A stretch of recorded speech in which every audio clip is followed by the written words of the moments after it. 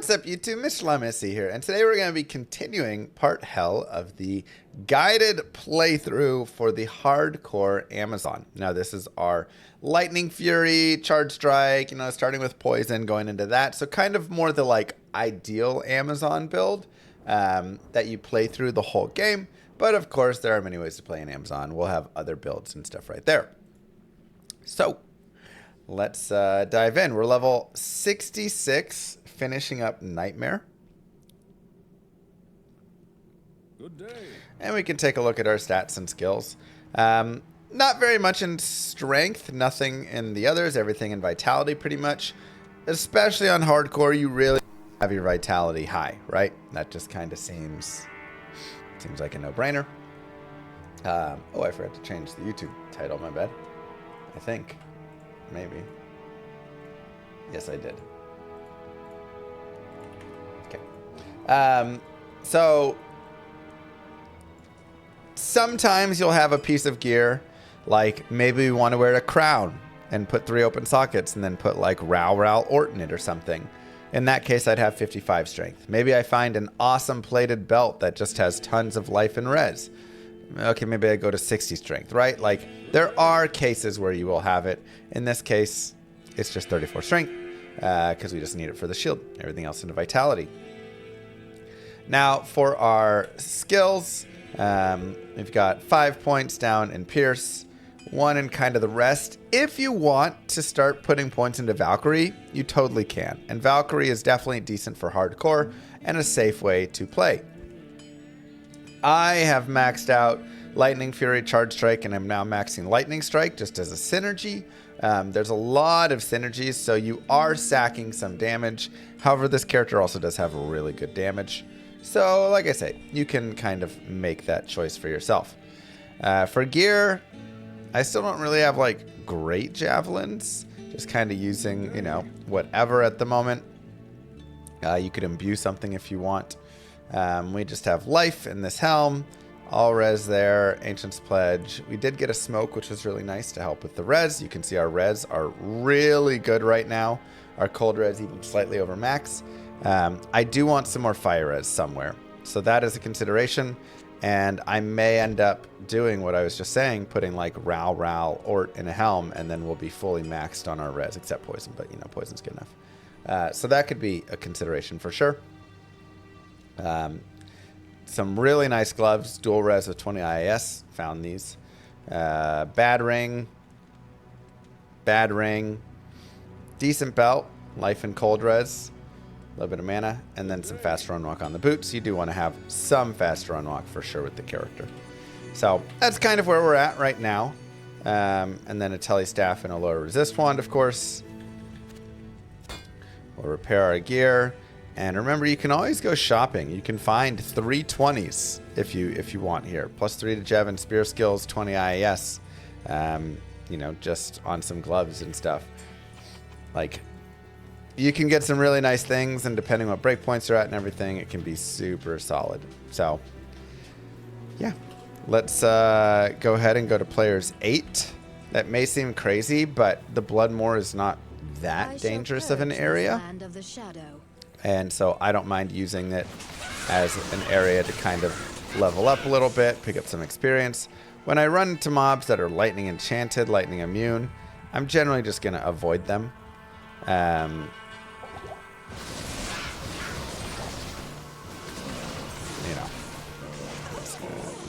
Main goal is to kill most of the stuff. Moo.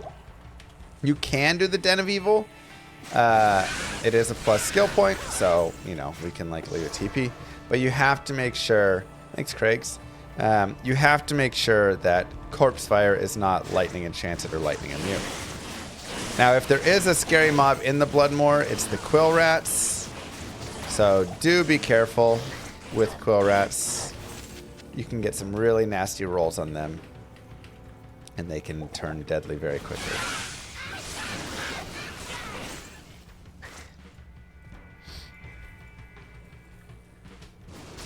More lightning enchanted. So much lightning enchanted. We are in hell, so of course, with hell comes a bunch of mods, right? Every unique, super unique, you know, whatever, they're all going to have 3 rolled mods. So there's just so much chance for lightning enchanted, so much chance for extra strong, aura enchanted, you know, cursed, just like all sorts of really dangerous things. And again, my main focus is just killing a majority of the stuff. It doesn't have to be every single mob killed, but you can decide for yourself how that's going to go. We'll go down to players 1. When do I invest into strength for a monarch? So, especially on hardcore, I'm not rushing the monarch. I've had this question a lot. A lot of people have said, when do you get the spirit? Spirit is good, but on this character especially, it's not like as necessary. One of the reasons Spirit is so good is because Spirit has a bunch of faster cast rate. What does this character not really care about that much? Faster cast rate, right? Now, it also does have other benefits. Obviously, you get some life and mana, and you know, like, you do get things, but ultimately, oh, I forgot to go check Corpse Fire. We should go do that now. No, we are moving through here pretty quickly, so I can also just like kill stuff on the way. It's not bad. You know, like you do get +2 to skills. You get some res, but you don't get any fire res. So I'm actually losing res compared to Ancient's Pledge. You get mana and stuff. You know, like I say, it's nice. All right, perfect. Not lightning enchanted. If he was, we could try using our lower resist one on him. If that's not working, then we could just reset and try again. So yes, you know, ultimately Spirit is nice, but that is a lot of strength commitment. A lot of times I'd rather wait until I have Annie, until I have Torch, until I have Enigma, until I just have stuff that is going to give me strength and make it so I'm not having to commit so much.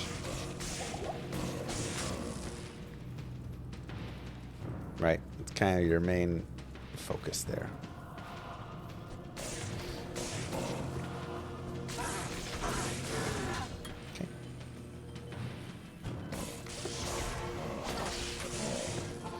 All right, nice and easy. More vitality. More lightning strike.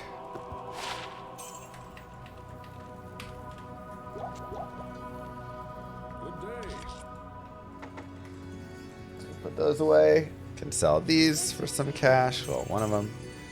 Repair and repair. There we go. Another point. Okay. Back up to players 8. If you do want to kill, you know, like let's say you have a group like this, remember, grouping stuff together is so much better for killing. It's so much more difficult to kill things individually than it is to group them. And we did draw some bad mobs I don't really love there, as they do have lightning immune. So I'm actually going to teleport away just to break that, because they are super fast and they would just kind of stick on me.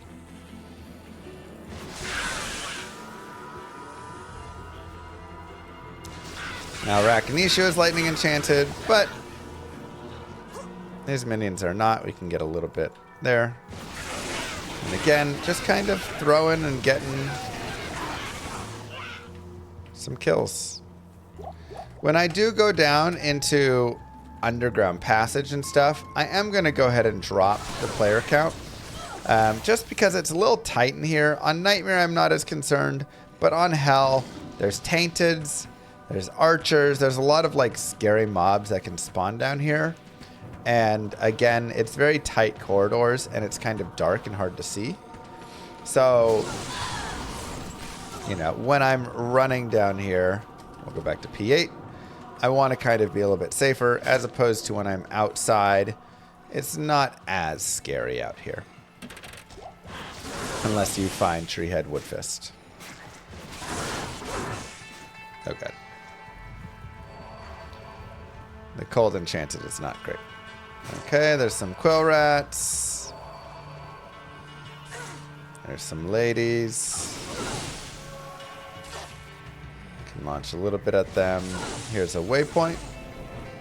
So we have some safety.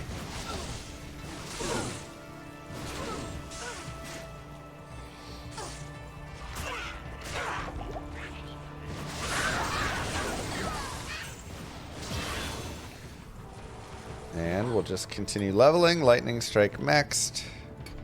More vitality. Up to 1400 life. Feels good. Now the good news as well for this character is that she does lightning damage. The Countess is immune to cold and fire. So this is actually a character that you can do some Hell Tower farming. You do have to be careful of archers in the tower. They are lightning immune and also just do tons of damage. But you can at least run down there. You can kill Countess. You can kill her minions. And with that, you can find some runes, right? You can find up to an Ist rune pretty much here. Interesting tile change there. You can find up to a low, but Ist is like the special rune drop. So we can just look for a tower and a waypoint. It's also good to just get a waypoint anyways as a checkpoint.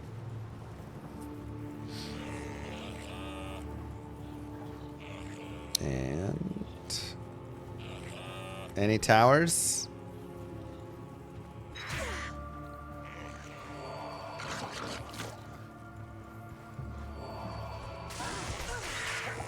Careful of big, massive mobs. There we are. Okay, so like I say, we do have to be kind of careful here. Namely, archers are the biggest scare.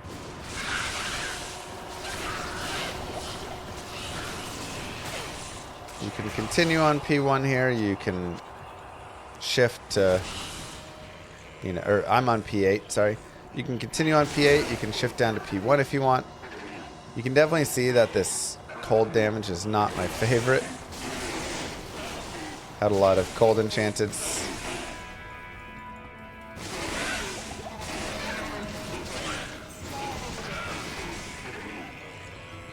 So trying to throw at them is difficult, especially when they're extra fast. Ugh, we have a terrible tower map.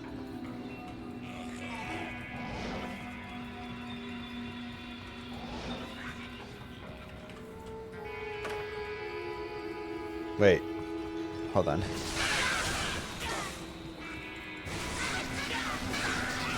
Where is it cutting over?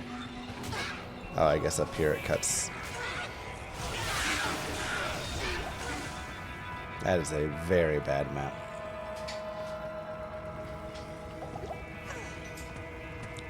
Archers, we'll leave them alone.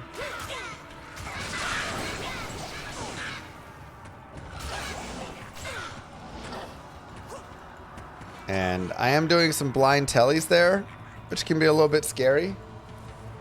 Just be ready to save quit, right? Like in those instances, just have your fingers ready to quit out if needed. There's a little Saigon shield.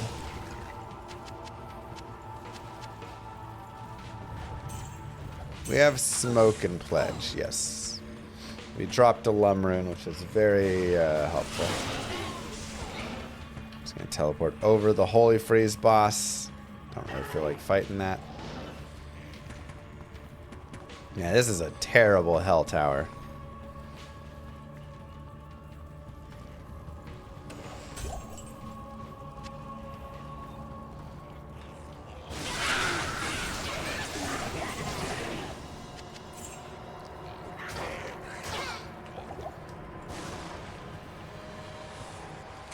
go this way.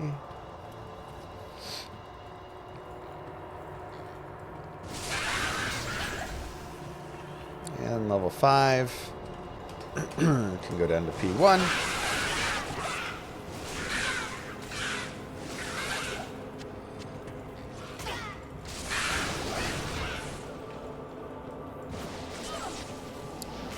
And archers on that side, so we'll just approach from the other direction.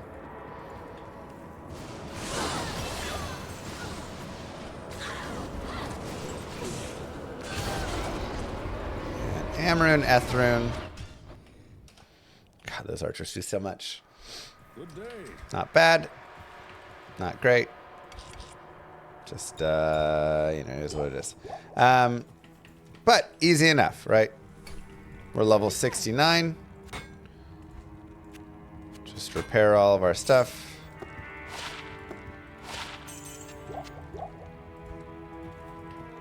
Nice. I mean, it's fine, you know. You could be a little higher level if you want. Yes. And we now have another skill point. And like I say, you could continue going with Lightning Bolt and Power Strike for additional damage. Or you can start working into a Valkyrie. The biggest issue is you will want to commit some points into a Valkyrie. Level 17 is like the best spot of where you want your Valkyrie to be. Obviously higher is good, but that's a really nice breakpoint where she starts getting even better gear. But I don't really have a lot of plus skills going or anything. If I was wearing the piece, I would consider maybe more of it. So I am going to continue with damage, but that is just something that I do recommend as a consideration.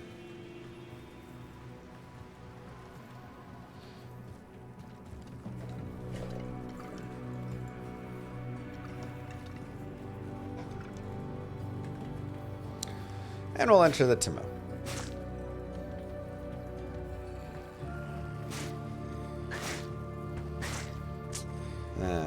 Champions, we'll leave them alone. Now, there is one good thing about having a bunch of lightning immunes chasing you, and that is, even though they're lightning immune, they will still bounce bolts around.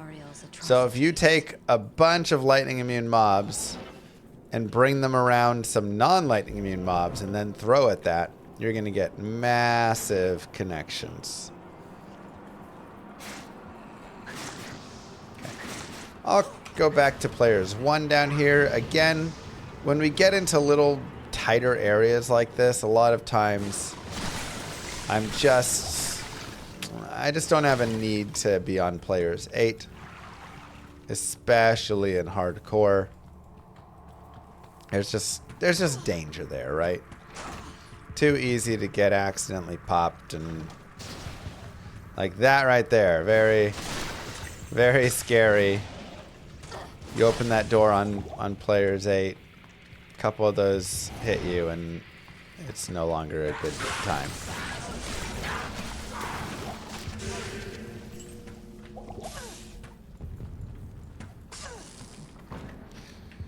Alright. We are cursed, so we'll have to be a little bit cautious. You will be cursed often in hell. Some people are like, why don't you go back home to town every time you get cursed? And it's like, well, all you would do is be at home. Like, you'd just constantly be there. But the biggest thing is you really just have to kind of note that you're cursed and play a little bit safer for the time being. Watch out for, you know, goats and whatever things charging at you. But you see how fast they come out of the darkness there?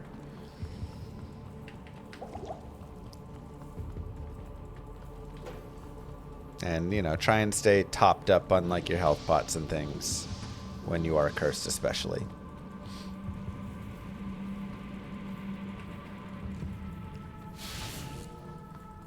So we'll make our way towards level 3.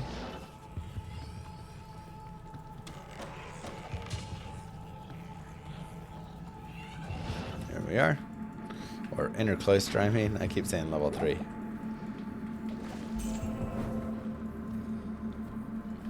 Okay, there's some cursed lightning immune archers. Here's some lightning immune tainteds. Again, I'm happy enough on players 1 here. I don't need to hit more. This place is eerie.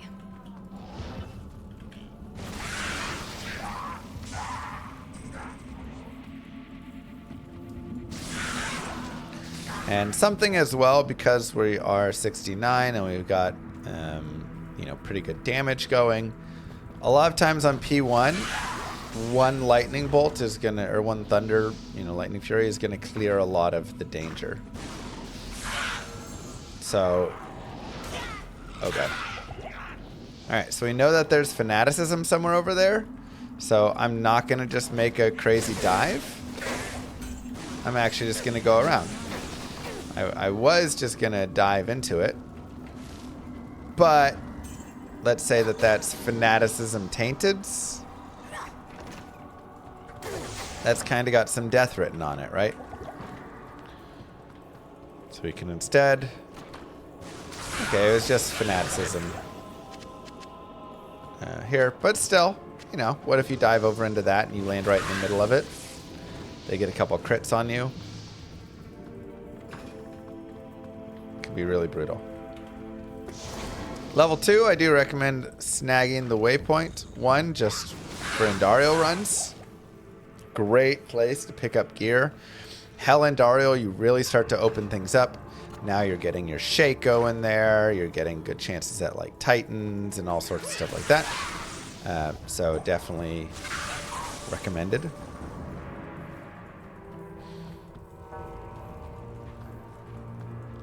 You can find a majority of what this character would use on Hell Endario.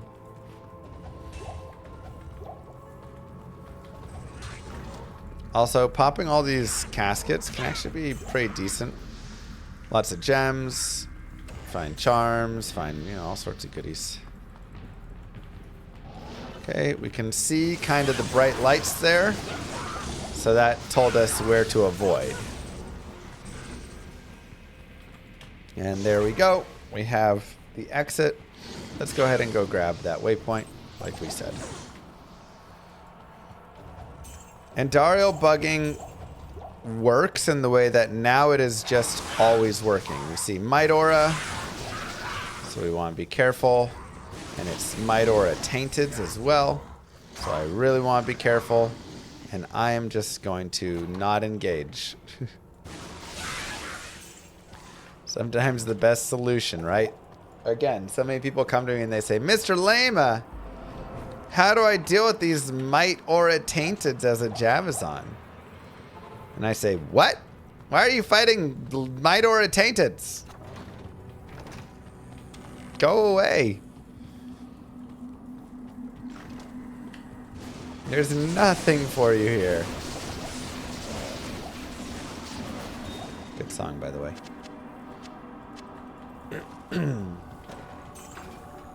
Name that band.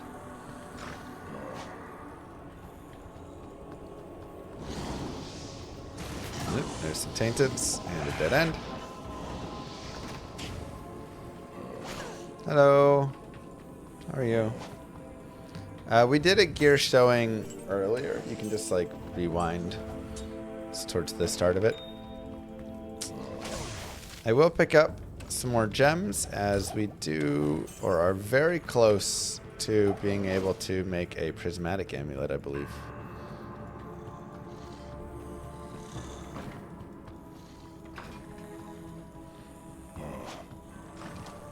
Cleaning. One must clean the entire area before moving on. Yes. A common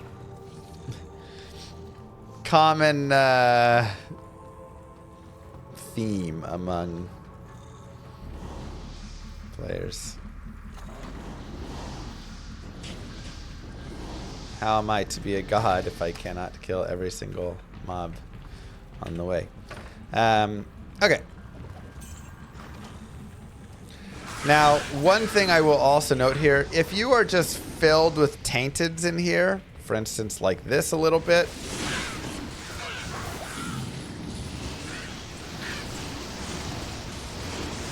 resetting is not a terrible idea.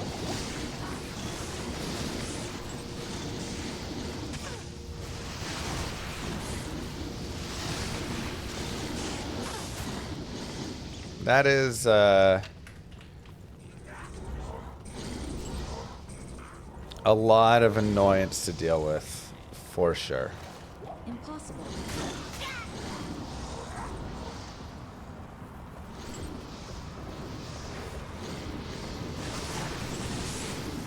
And maybe so much that I'm just going to reset.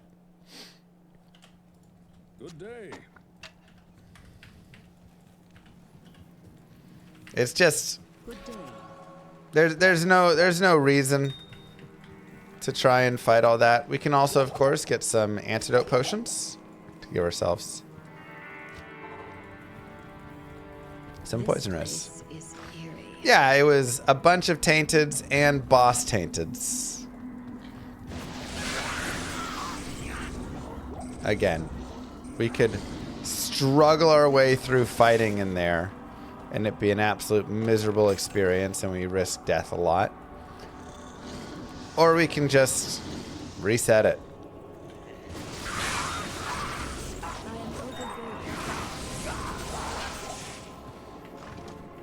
Wait till we get Fallens and zombies and then go from there. Now, unfortunately, our Catacombs maps are atrocious.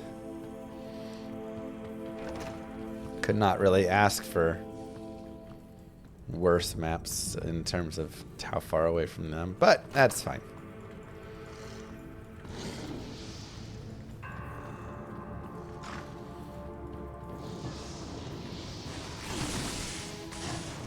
Midoras, I have no interest.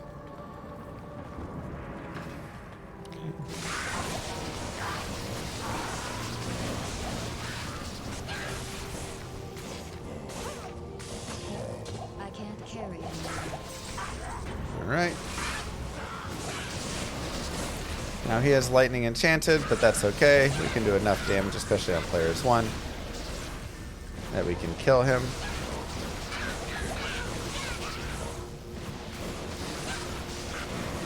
And this is where, additionally, just making space for yourself can be super helpful. Also, lightning enchanted. Right? Like, do I need to kill these guys? No. Is killing them going to just make it a little bit easier for ourselves? Yeah. We have room now to go and dodge and run away from Andariel. Drag Andariel down if we need to, etc. Put on our lower res wand.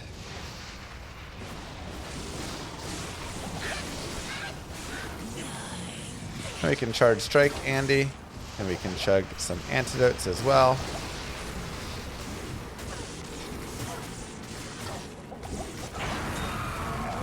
And that's like 1,000 times easier than it was before, right? With all the tainteds everywhere. And just like that, Act 1 is done. Give yourselves a clap. Good day. See, the game's easy.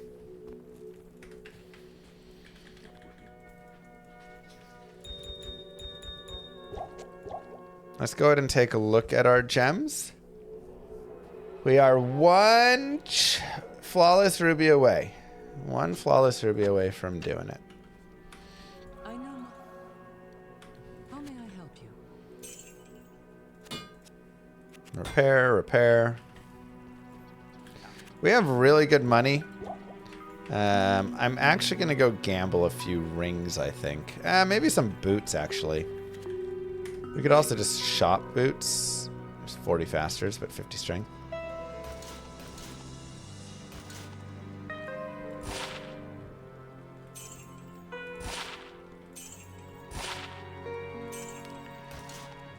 Let's do like a heavy boot. A regular boot would have worked too.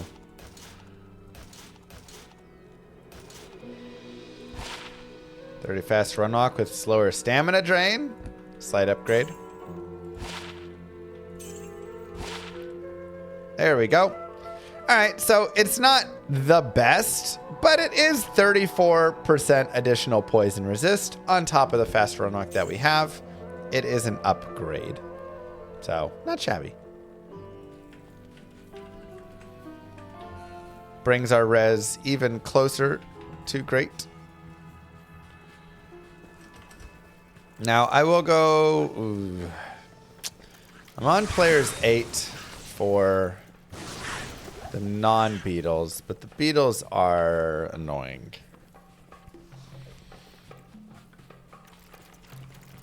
Yeah. So we're gonna avoid them. And remember, the biggest damage from beetles is all of their bolts, really. So if I'm not throwing into them and I'm just kind of running past them, they're not that big of a threat. But when I get some grouping of, you know, these guys right here, huntresses and stuff, can do a little damage. Magic Find does not affect rare chance from vendors. You just have a 1 in 10 chance of getting a rare from a vendor. A 1 in 1,000 chance of getting a set, and a 1 in 2,000 chance of getting a unique. No Magic Find effects in any capacity.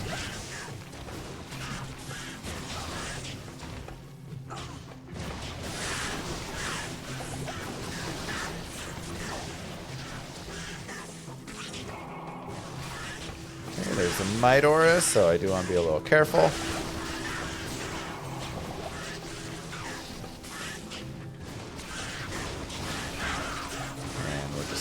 Throwing into some spear cats right now to get some experience.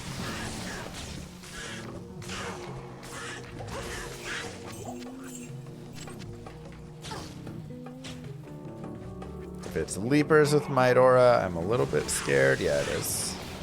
Okay, we'll leave them alone. I'm on players 8 right now still to pick up some experience. But again, we're closing in on 70. I could probably go without it if I wanted as well.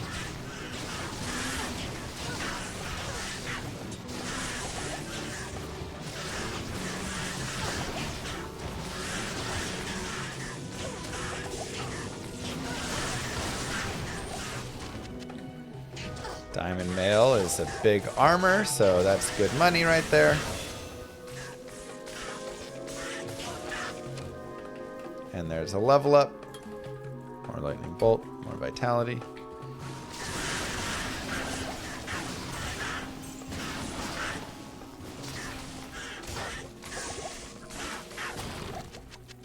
Now he has Fire Enchanted. You do have to be a little bit careful with Fire Enchanted. 28 Fire Reds is enough that I'll be okay, especially with 1400 life. But always be careful of being next to too much Fire Enchanted there. And the Lister, the Tormentor, Fire Enchanted will pop for a lot of damage. There's Maggot Lair. We will come back for that later. We'll go ahead and move forward. Fire Enchanted and gives them fire damage added to their attack, but also on death they will explode. And that explosion can do tons of damage if they have a lot of life, especially.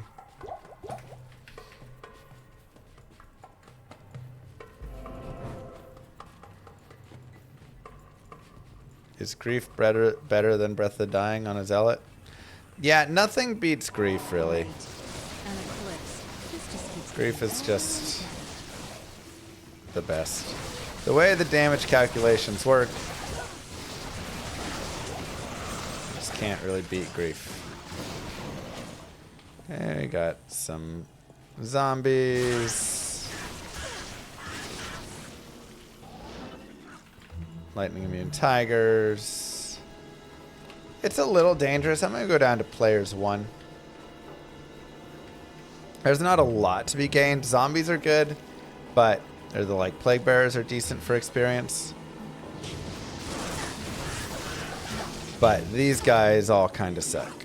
And now we're really getting into big packs of them that are extra fast. So again, like we did before, we're going to take a telly and just get away. Marauders also have pretty high damage. Leap Barb should have grief too. I mean, probably, right? If you're going for the physical hit of the I hope I know what I'm doing. Barb.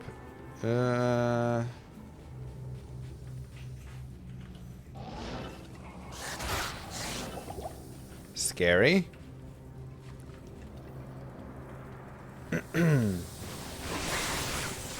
I also want to be players 1 down here just because snakes have high damage output It's locked. and are very fast. They'll knock you into hit recovery quite easily.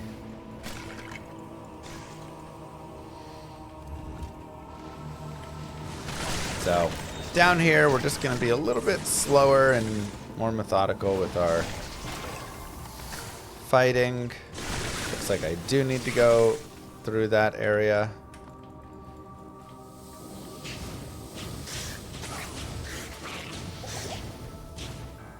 Could also be up and over, but most likely it feels like it's down and over just because that's how it always is in this map. It loves to spawn behind. Okay, this is turning left. Cool, it is here.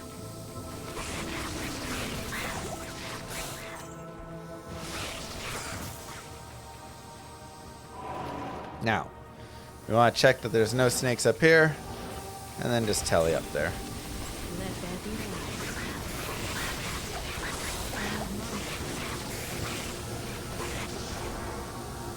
If there are snakes up there, throw at them. Good day. Tips on reading the map. Map hack in your mind. I've got a video that I discuss all of the reading all the maps. Welcome to my shop. But it's left of the way you come in. Alright, now we have some fun. Players 1, Maggot Lair. Now the problem with the Maggot Lair is you'll actually be fine until you run into beetles. And then you kind of get in this weird stuck position, and this is where you have to be able to teleport past them.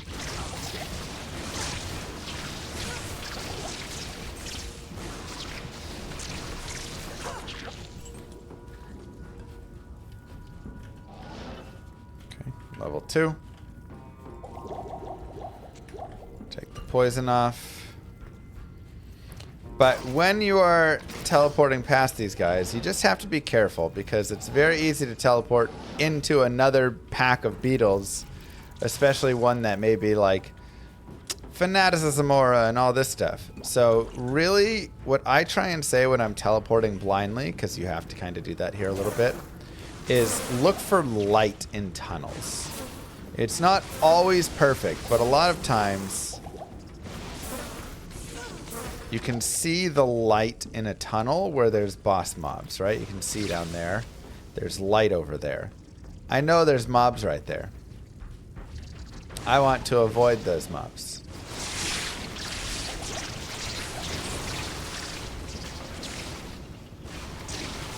So when you're making those tellies, try to just not telly there. Right? Like that's it. Try to not telly into those spots. Do a quick repair. And head over to the Arcane Sanctuary. True what they're saying about Jimmer Shed bugging the Uber Ancients into non-aggro. I haven't tested it, but a lot of people have been saying that, so it seems like a yes.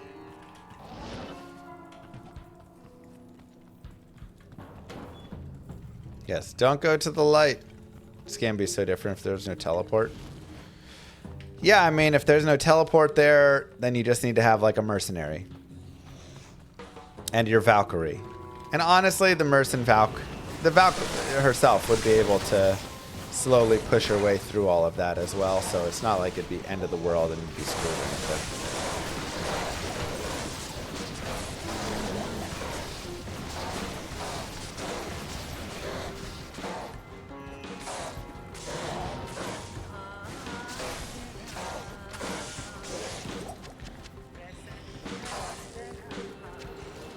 Gonna grab some full rejuves as they are very helpful.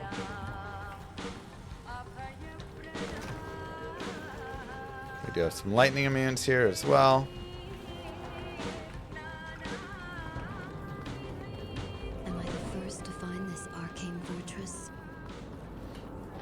Now for Arcane Sanctuary, you can either teleport through or you can just fight your way through. Again, luckily, this isn't a place with lightning immunes. So it actually ends up being a pretty decent place for this character.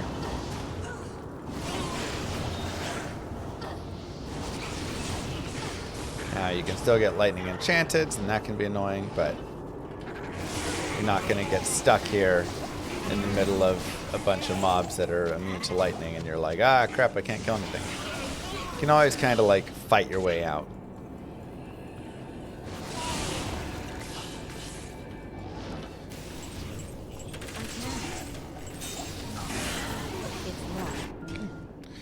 Not going to be top right. Now that yes. Is it okay to put 15 or more skill points into Valk? Yes. 17 is level 17 Valkyrie is the recommended. If you really want to get a Valk and make her big, getting up to level 17 Valk is when she starts to get a new elite weapon. That'll really like help her grow in some strength. So, but even, you know, just a few points can be nice. She can be a really good tank. Like even a level 1 Valk or, you know, level 5 Valk, whatever, will be able to tank a few times.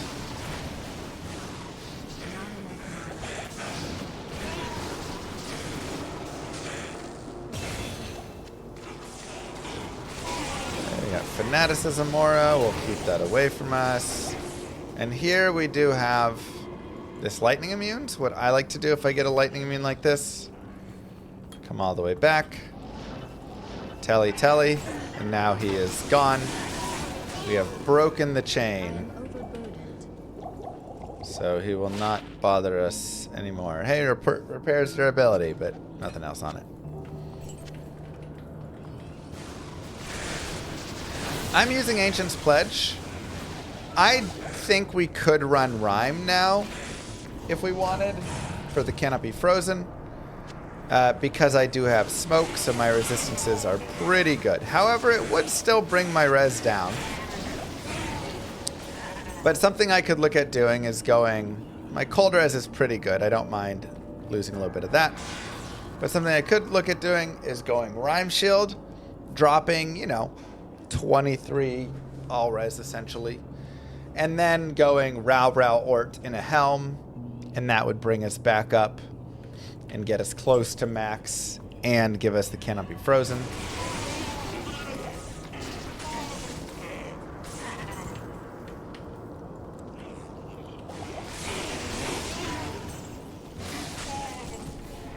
And I may even do something similar to that, as I do have a couple of helms that actually have a decent amount of res on them already.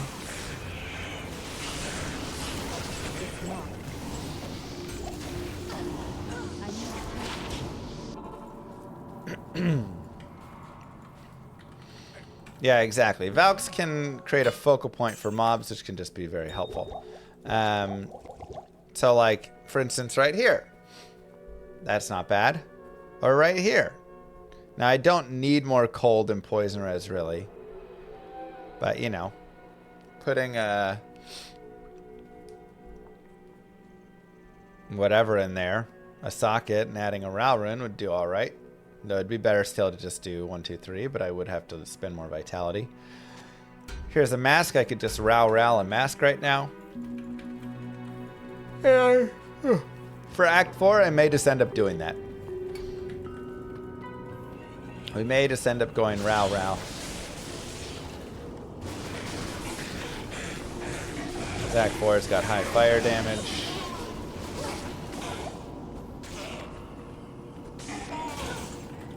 You know what? I don't really want to fight the lightning enchant, so I won't. Why is this game so fun to play? It's just a good game, man. Just did a lot of stuff right. Good items, good monster identity, good combat.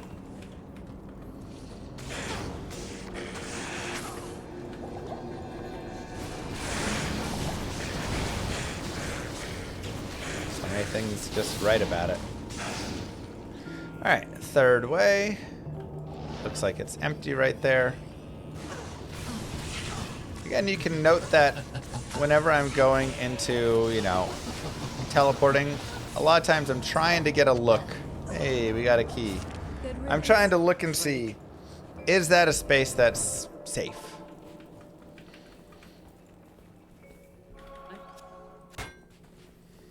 One to Ubers. 4% magic find. Sure, why not? Good day.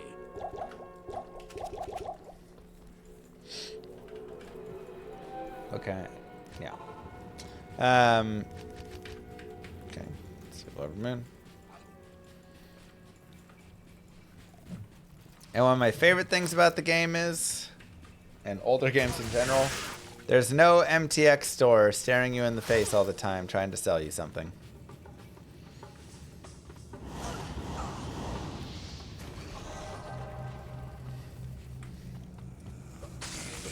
You can really get immersed in the game and just play the game, and you're in the game.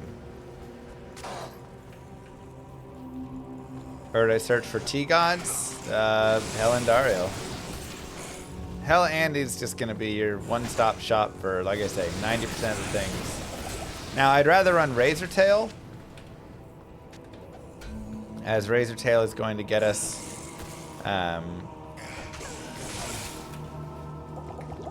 the extra Pierce percent, which is really helpful for this skill.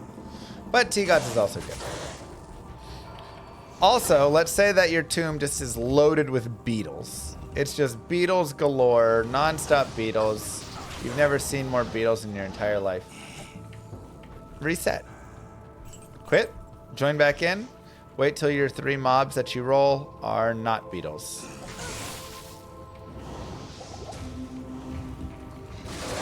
Again, don't always feel locked into what you get, right? It's kind of like with the Ancients. Oh, you roll the Ancients and they roll Lightning Enchanted. Reset.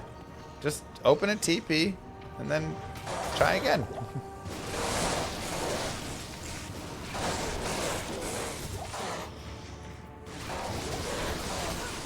Do I have to kill all these things? No. Here I'm just kind of killing a little extra because we can. Why not? More experience isn't going to hurt.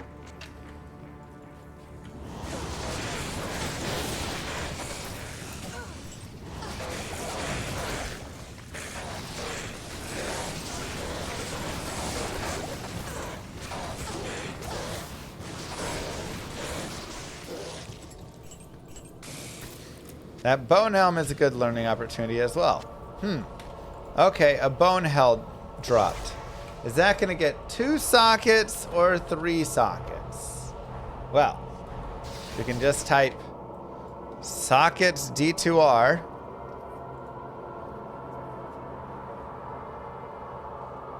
Go right here. Control F bone helm.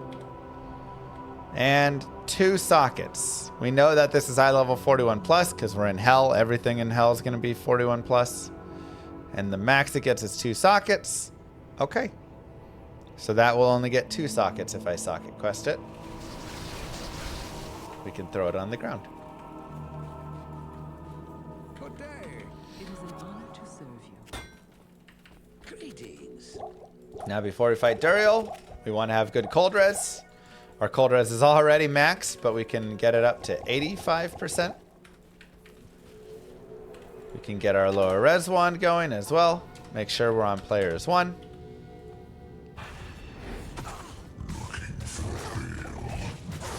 And we can fight Mr. Duriel. Now, even with all this res, he's still going to have some good damage. So we'll just have our rejuves on ready. And I don't really want to be hanging out much below the halfway point. Again, against him. If your cold res is really bad, I suggest finding a way to improve it slightly. Go shop some gloves or boots or something with cold res, you know. And Booyakasha, flawless ruby drop. Let's go. If I cube recipe it, same thing. A bone helm will never get over 2 open sockets. This is not good. Will this madness ever... Hello. And just like that, Act 2 is done. We found some venom grips, which, you know, have some poison res and some max poison resist and a little crushing blow and lifesteal. But none of that really matters for us. So, not really an item for our character. Or many. Good day. 1 to max damage there. 2 to Javin Spear skills. Very nice. So, it is a little unfortunate that ceremonial Javs are 109 dex, because again, I just don't want to commit 109 dexterity. Otherwise, you know, 2 to Javin Spear skills is pretty nice. But I've got +1s right here. That's good enough. Now, we do want to talk about... Oops.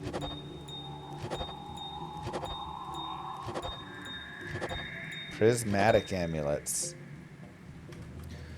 So, let's go find a blue Ami. We'll go ahead and do that.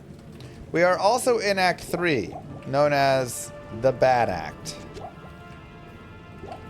This is going to be the most difficult act for you. You may need to reset. Let's say you get a bunch of raptors and things like that. It can be really ugly. We have Thorned Hulks and Suckers, so it's not terrible. We have 1 of 3 for lightning enchanted. Or lightning immunes, sorry.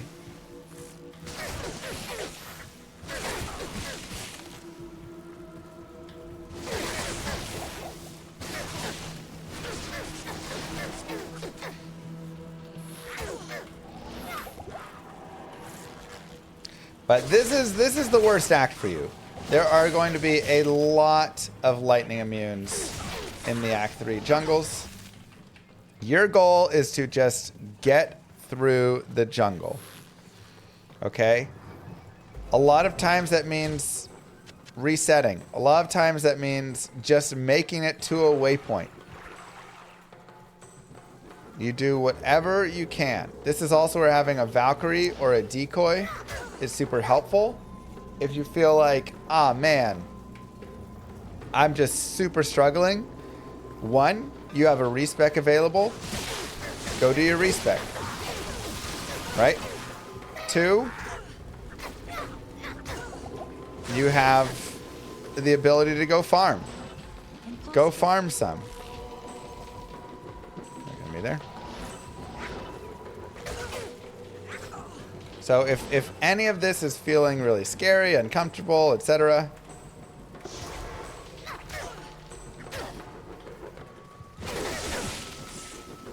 all of those are great options. Hey, Darth. I'm also going to go back and get some stamina.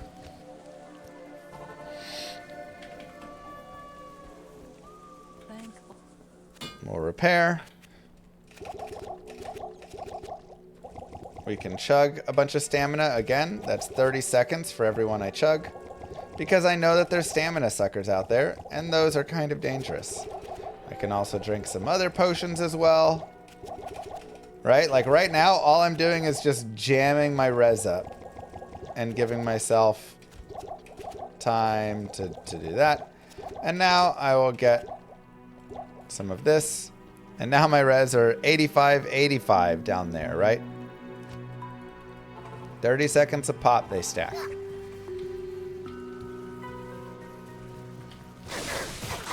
So now these stamina suckers will not be able to suck my stamina.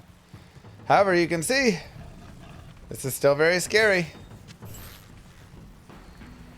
That curse is not fun. And again, there's a bunch of lightning immunes.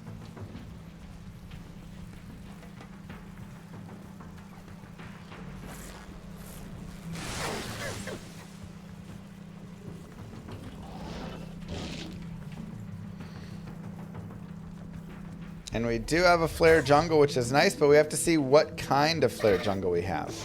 So we have winged nightmares, which I'm actually okay with because the birds are not that aggressive. But you have cold enchanted and lightning enchanted. And we'll just do the spider forest later. And we did get the lightning enchanted soul killers, unfortunately. And the colds, so it looks like a mix and match. I am liberally using my rejuves right now. We do have a waypoint, so that is really good. In the event we feel like we need to just reset it completely, we can. But, oh, that's beautiful. Oh, you love to see it.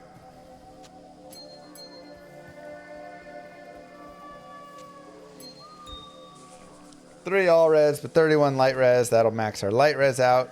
Now it's really just our fire res that remains. So let's go back to the spider forest. See if it'll let us telly here. Yep. And this one should be as well. No, it's not going to let us. Okay, I'm just going to reset.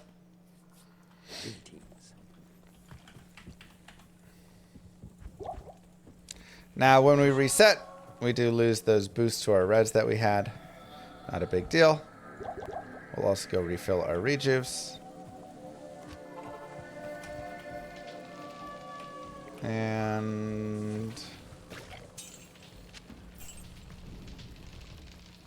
go back. Okay, so we have more lightning immunes. 2 lightning immune mobs with the cloud stalkers as well. Big thing I'm gonna, be concerned about here is running into like a curse extra fast pack of them, fanaticism pack, as that can get very deadly very quickly. Otherwise, my main goal is just get there. There we go. We've made it in. And again, do want to be careful.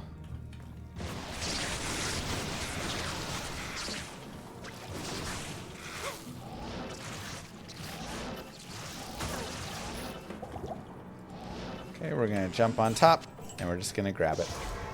It's a very scary act. Like, you can play in a lot of the acts. In this act, without like a nice Valkyrie or decoy or something, you kind of got to just avoid stuff. And now we can see what our flare jungle is, and this is where I'll probably do the most of resetting if necessary.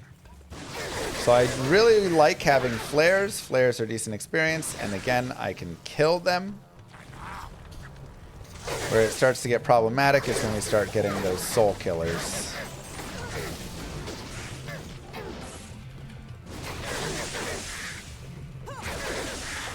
So far, so good.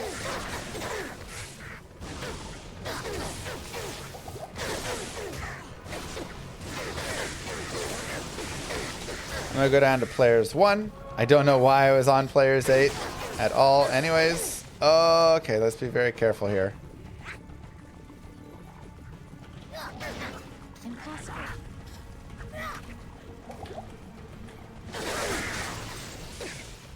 Why did I go to P8?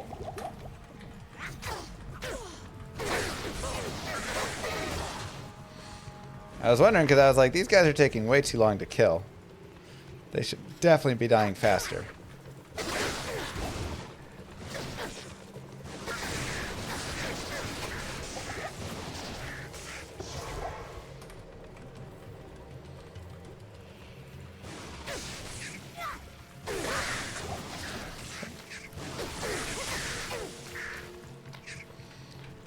go grab the Judbin. This dagger will separate the faithful from fallen. And I don't really want to fight the lightning enchanted Holy Freeze guy, but I do have to be careful running past him, as there will be more guys up here.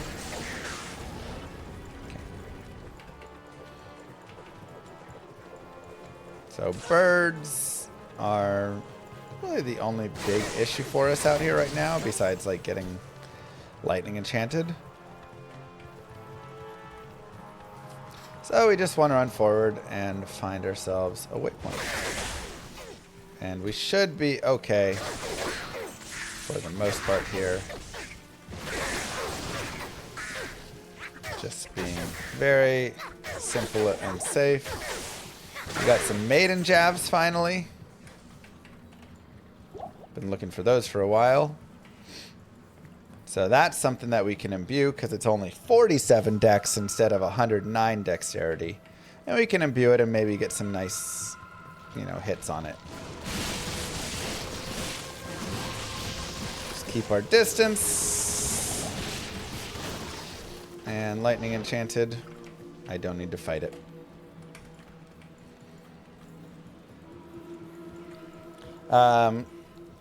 Lower Cross, always just a grand spot to grab a waypoint.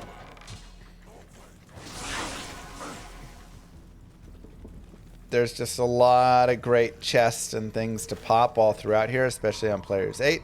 I don't really feel like running around on Players 8 at the moment, but if you do run around on Players 8 here, you can just pop all these things and you'll find gems and runes and jewels and charms and items and bases and all sorts of goodies. But for me, I really just want to get this waypoint so I can go back to the Flare Dungeon.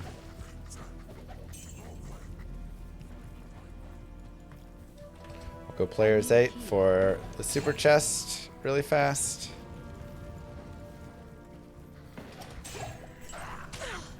Had to take a chance at a burr rune.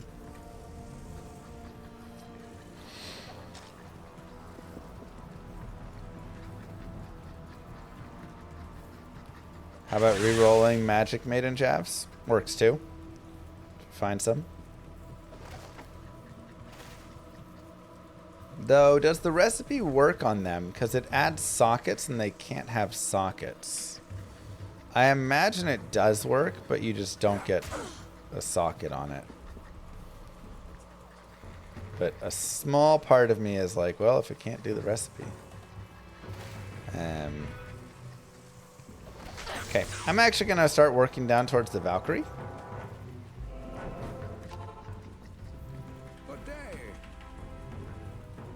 I feel like my damage is now in a pretty good spot. Just not quite enough.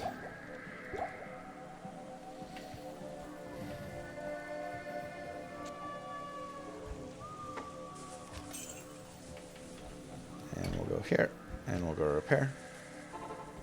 Is it worth to pop on Players 1 if I play online for Lower Cross?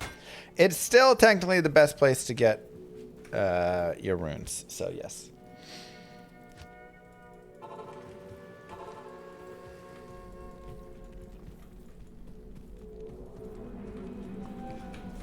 Now, one thing I really have to be careful of in here is dolls. Like we talked about before, dolls are the end of your character. And you will kill dolls very quickly, and then your character will cease to exist very quickly.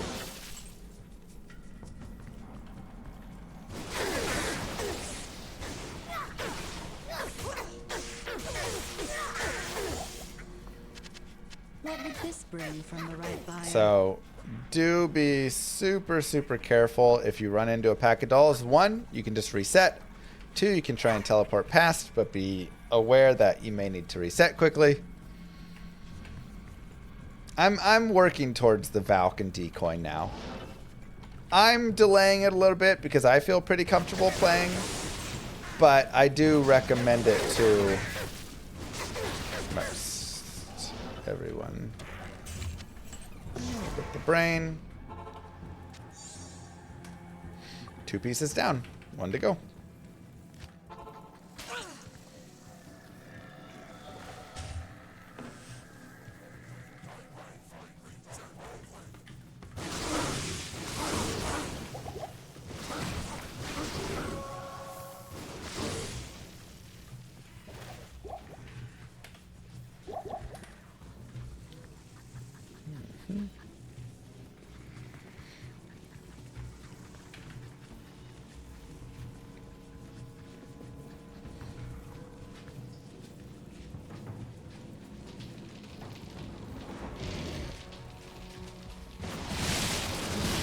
Whenever we get big groups of mobs,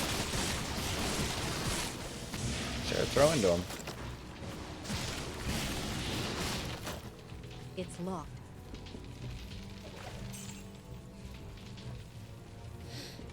Might as well. We also have Battlemate Serena right here. We will need to just be cautious. You can get some nasty spawns down there.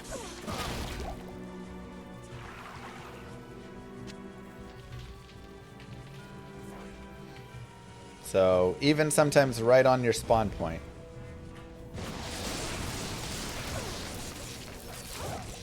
I can't carry anymore. And there's fanaticism in there. What rune was that? So I'm going to take it really slow. Another IO.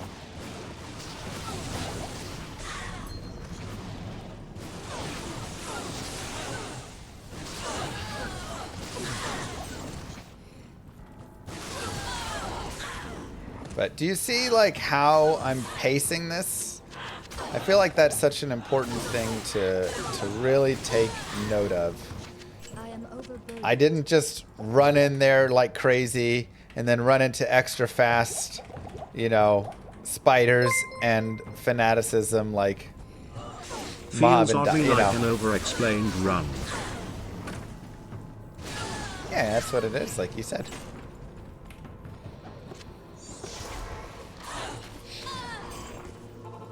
Good day. Low rune, almost. Yeah, I don't just go blazing in deadly areas like that. I just relax, take it slow.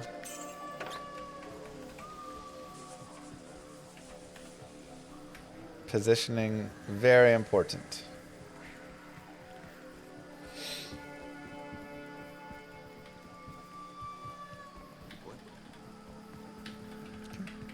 We'll talk to Mashif and get the golden bird, and we'll go turn in our things. Why not? For sure, Zala would get so close. I'm sure it'd be perfect. Good day. Okay, and we'll get more vitality, and we will get our 20 life. Over 1,500 life now. It's good THO he's channeling his aura. It's true. Gotta channel it.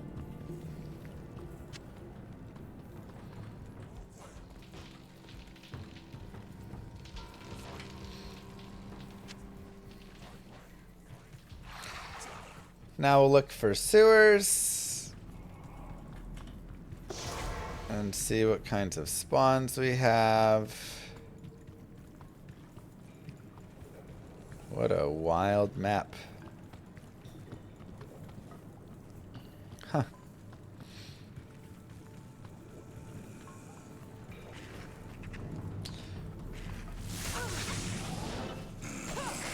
And there are dolls on this map, which means 1, you can just reset if you want.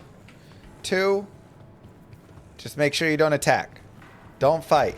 Just don't fight things. It's not worth it. That looks like, ooh, I could throw a jav in there and kill them. Yeah. And then you die too.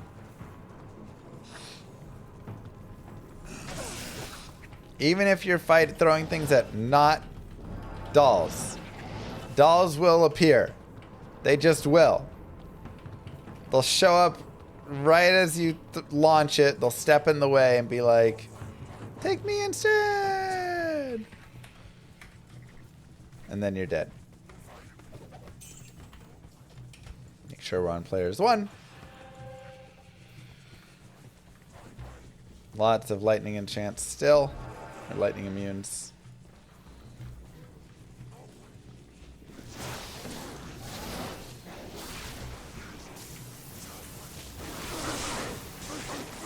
Still lots of lightning immunes. And this is a great example where we go, wow, that's nasty. Quit. 4 all res. 20 life or 4 all res. Greetings. Tricky, tricky, tricky.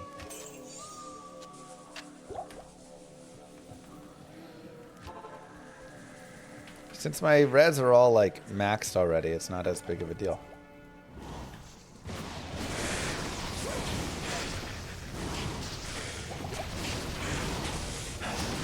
Now, if something gave me fire res, I'd debate it more.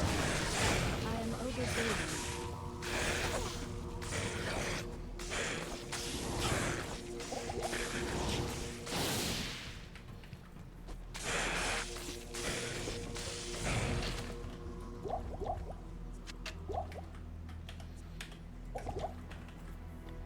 Slow and steady. I'm gonna just kill all the things on the way, assuming that they're, you know, killable.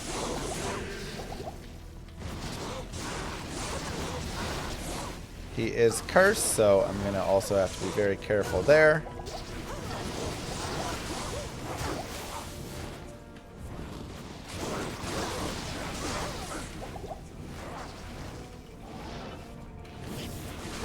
And we've aggroed a lightning immune, unfortunately.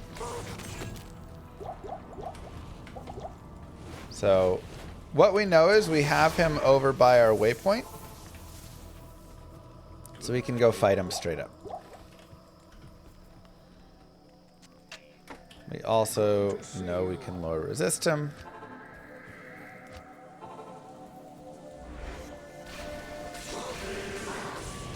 And he's fire enchanted, so I'm just going to stand back. And I'll kill him from afar so his explosion doesn't hit me.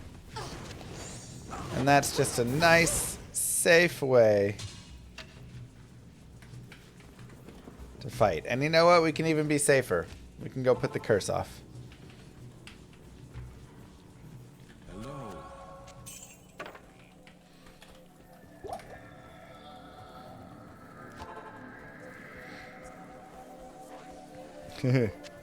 Been there before, Patrick.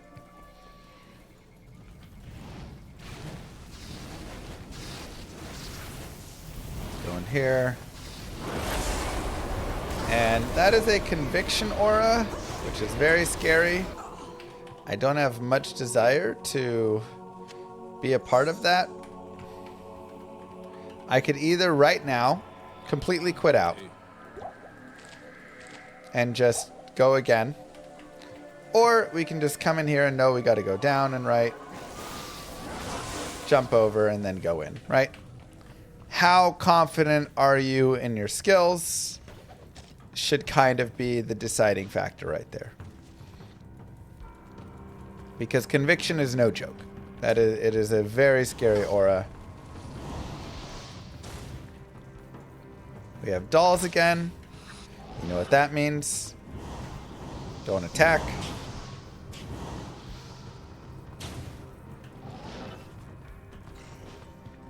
You can also, of course, look for the waypoint down here if you would like.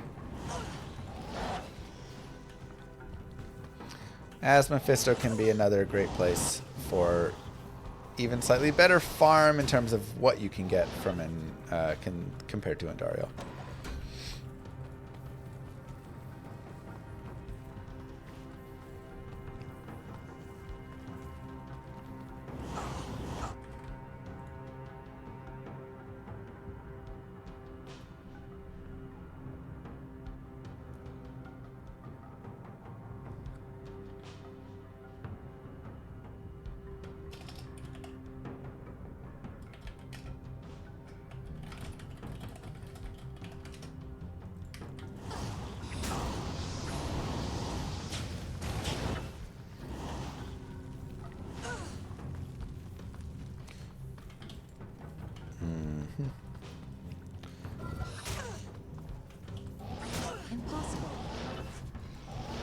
The Durance maps are just always a nightmare.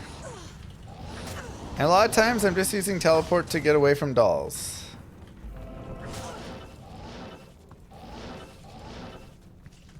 It's one of the best use cases.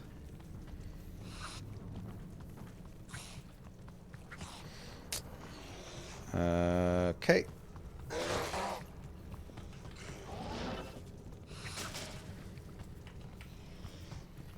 Interesting map.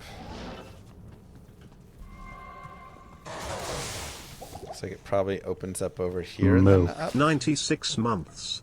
Hey, 8 years fully this thanks, time. Maggie. Not like that fake time at 95. Yeah. Like Llama figuring out the side areas in Act 3. I did the math this time. I counted. Happy hardcoring. Oh wow. I really thought that was going to be it. It's one more over. Thanks, Maregi. Alright. And before we go to Mephisto, we'll just come over here. Now, again, for Mephisto, you want to have high lightning res and high cold res. Thankfully, both of ours are maxed, so I feel pretty confident going in to fight against him.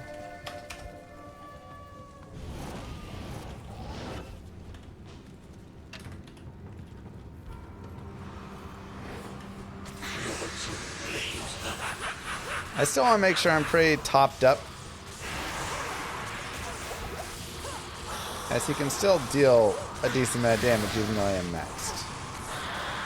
But we are able to take him down pretty quickly.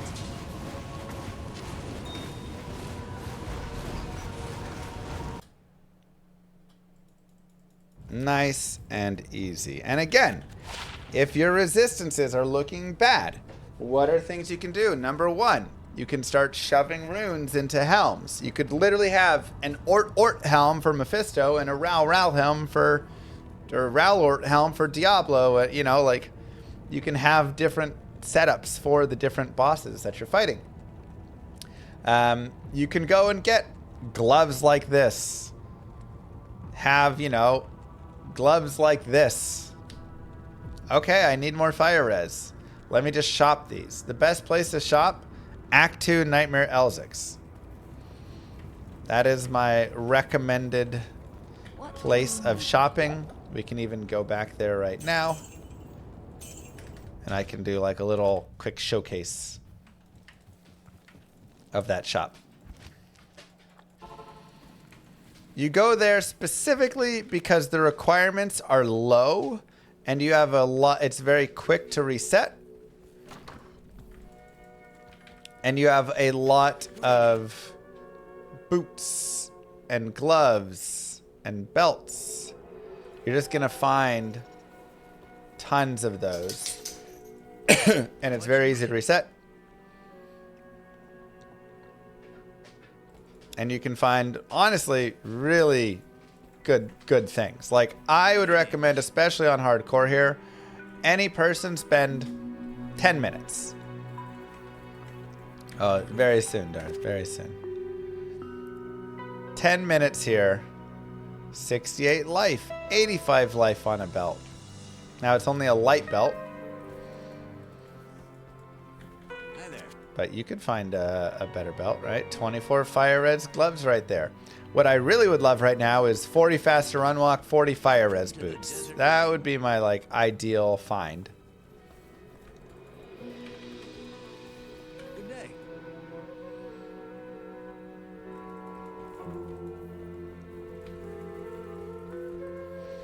Hello. Yep, the sewers are a nice and easy reset. Is that what you need, Omega? To the desert rain. 20 fast run walk. I don't really need better gloves. I'm not going to find better than what I have. Good day. So boots are really what I'm looking for. But, you know, you can find demon hide sashes with like 100 life or whatever. What you need? But yeah, easy requirements are the biggest thing here. If you do this in hell, Good day. here it's just going to be like higher requirements, a little bit more difficult. Welcome to the desert rain.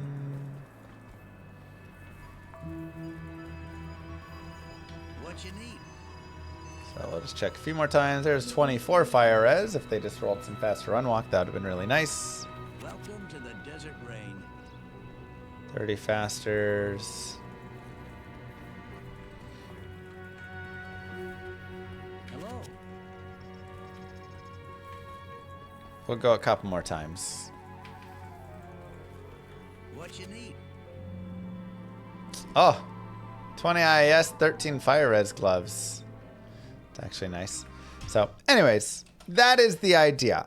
I always recommend shopping there. You can pick up all sorts of goodies that will help you out. One to Marshall, 20 IAS. Not quite.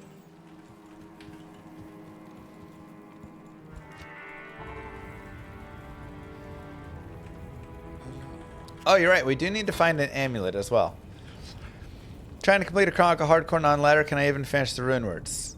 Yes. Your ladder and non-ladder are shared. So, rune words you can make in one will share over to the other.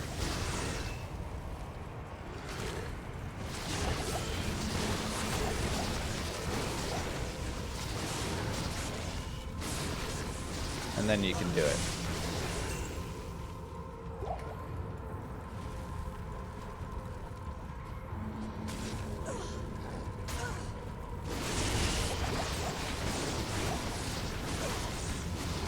Let's kind of do some generic killing.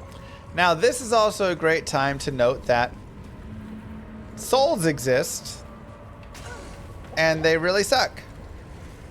Especially if you don't have max lightning resist. So, if you get out here in the Plains of Despair and there's a bunch of souls, yeah, you can just save quit. I have max lightning res. I feel still very scared, but like a little more okay. But if I see conviction aura souls, I'm out.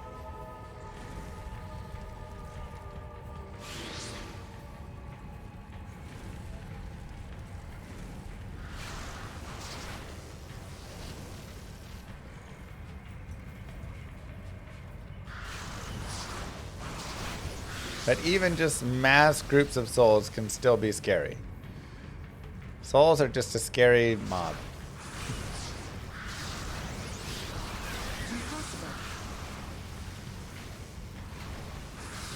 Okay, here is Mr. Isual.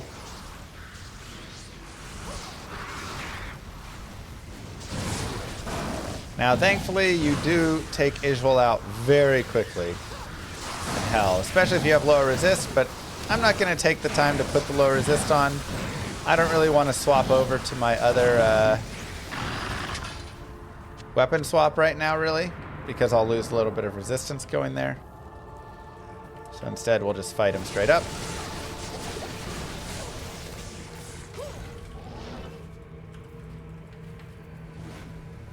And Isual down.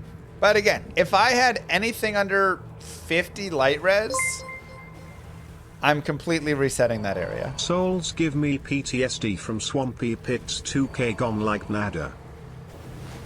Yeah. Thanks, Patrick. Never go in the Swampy Pits, man. Just the worst zone. Holy cow! That hurt.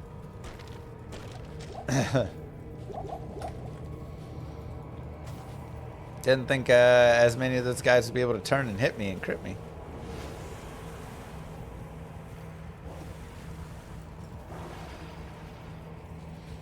Even I can be a little foolish sometimes. Be careful out there.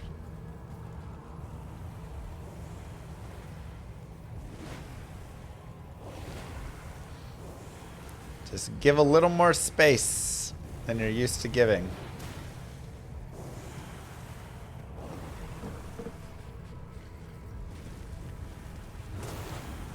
And this is also where teleport staves can be really helpful. It can let you avoid having to run past some mobs that maybe you shouldn't be running past. All right, we also now have a point in decoy, which gives us the ability to kind of gather some mobs. That's really nice. 2 to chaos skills, 15 all res, 1 to enhance entropy, 1 to consume. Really nice rare. What do you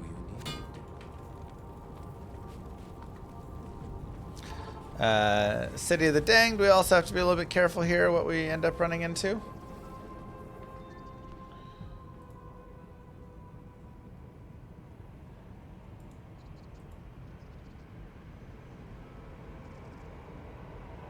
Okay, sorry.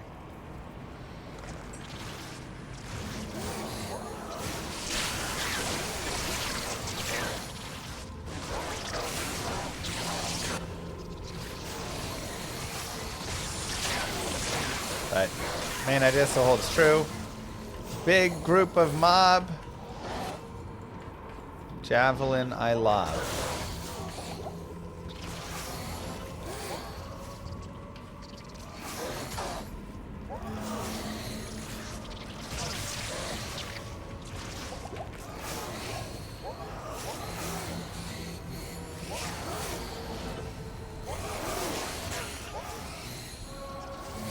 And we'll just keep running through. Go get our waypoint. If you want, you can try and attempt going after,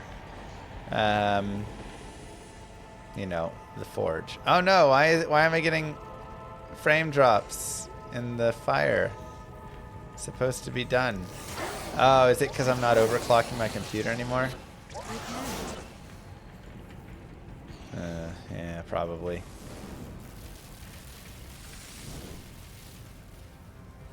We're trying to turn that off to see if that helps. With the freezing.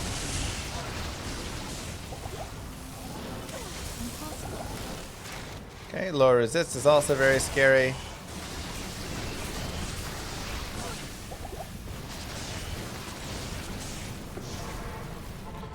Go ahead and take it off. Greetings. Okay.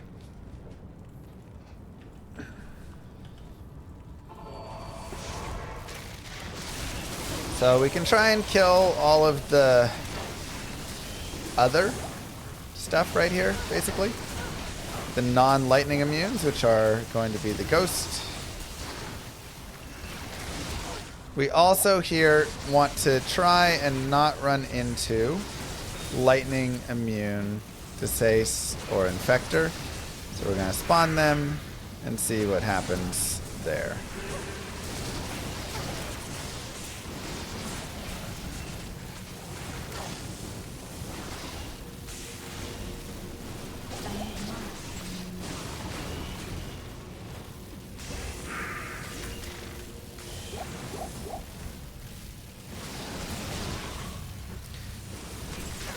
Again, just try and kind of clear up anything that is not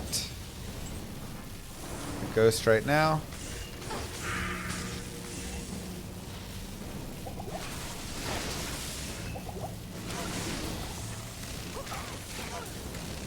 Wait till that decrepifies off.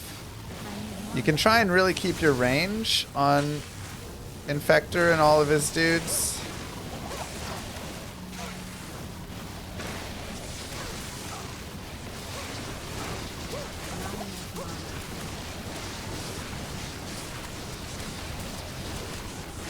Oh, he does have Conviction Aura, which is scary. Okay, so especially with Conviction Aura, I'm going to go ahead and do what we talked about before. Ral.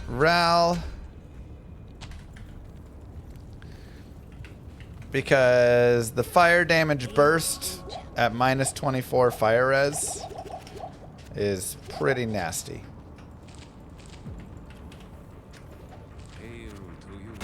Better to just go at it like this.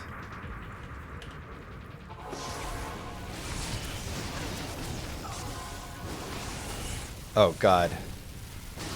Lower resist plus conviction. Okay, so let's go take the lower resist off. I really don't want to fight with both of those like that. I can stay positive with one. Now we have curse as well. We really have to be careful here.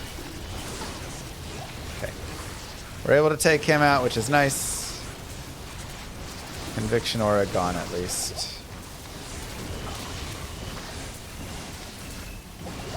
Again, just trying to kind of clean up anything that's not a ghost right now. Now, let's say that he does spawn lightning immune. Probably just reset. You can try lower resisting as well. That's also a viable option.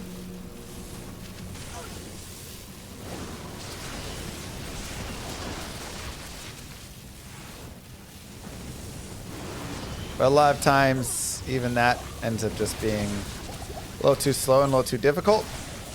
Also, if your chaos is just like stuffed with impossible things, reset it a few times until it's not, right? Like this is another area where you're just gonna have to be a little bit more cautious and slow and like accepting that it's not gonna be instantaneous. Drop your decoy if you need to get a little bit of space to group some mobs up as well.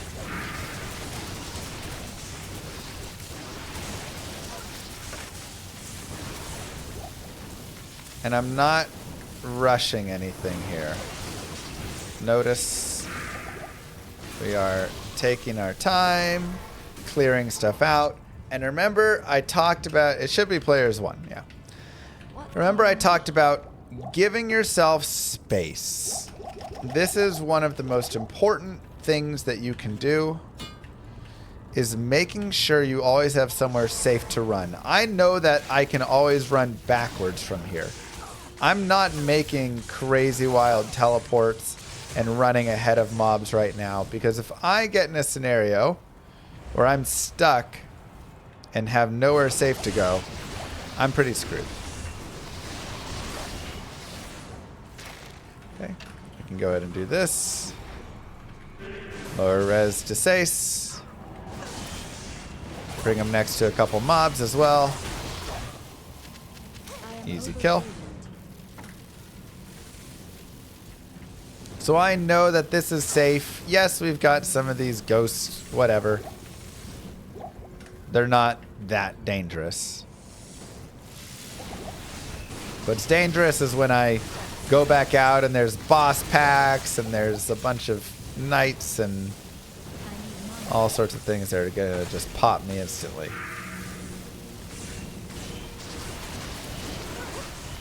Right.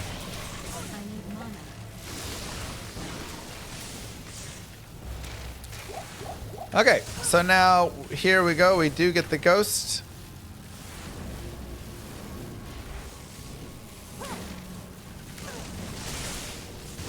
And we're going to be able to use our lower resist to break down the immunity of Grand Vizier.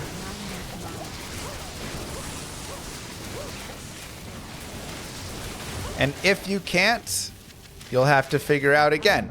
Do I use a Valkyrie? Do I get an Act 3 mercenary? You can get a fire mercenary, a cold mercenary from Act 3. Whatever it is.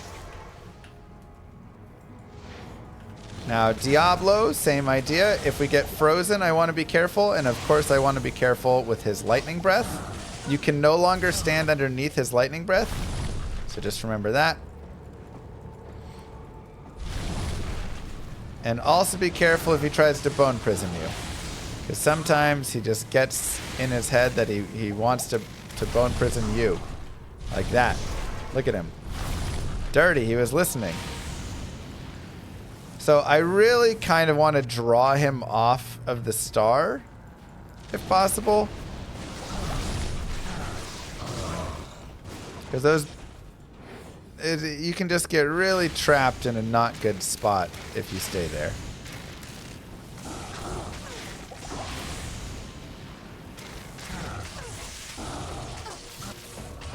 But we do a ton of damage, so thankfully we are able to take him out pretty quickly. And just like that, Act 4 completed. Give yourselves the clap. Not too shabby, huh? Trash there, trash there.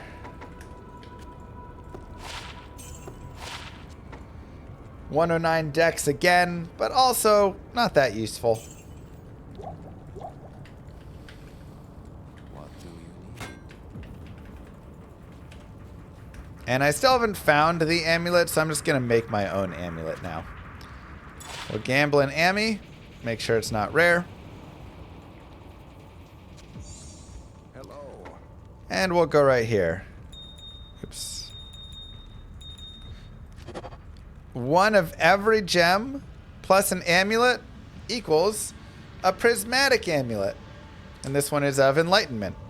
So now we gain 24 energy and 10 additional res. I could have also used that on top of what we had before. Why not? Just get our res even higher up. And now you can see we are actually fully maxed out on our resistances, which is great. You love to see it. So much so that I could honestly debate dropping smoke and putting a piece on for the +2 skills in the Valk proc.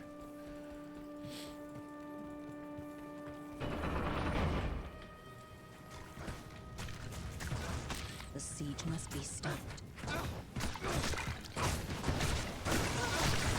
Like, my res are so good, but that's definitely a debate. Now, the Bloody Foothills, a lot of people will finish the Chaos Sanctuary and they'll relax. And I want you to not be relaxed at all. This is probably one of the highest death spots that we have, I swear. Bloody Foothills are just brutal. You have throwers, you have archers, you have shooters of quill rats. It's tight and narrow. It is very easy to walk right through here and die. I would definitely say slow push it a little bit. Hey, we found a 3-socket helm.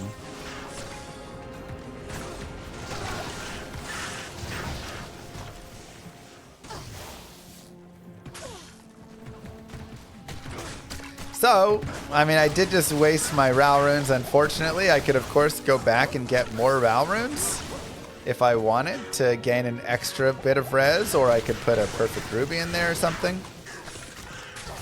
Or I can make one of the other helms, and we can take a look at that.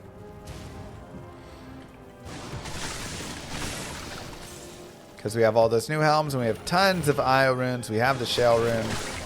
I also am probably at the point where I could just run a rhyme instead. And my res would still be maxed. So let's look at that. Let's look at doing that.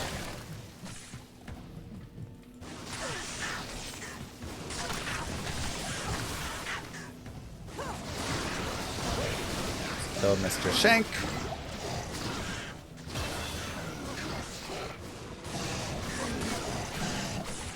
Shank also does do some pretty good damage with his whip, so be pretty careful with that.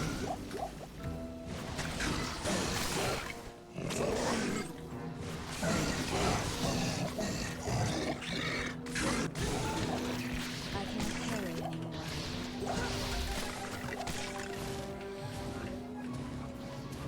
And we're also at one of our favorite spots, which is the easy farm spot.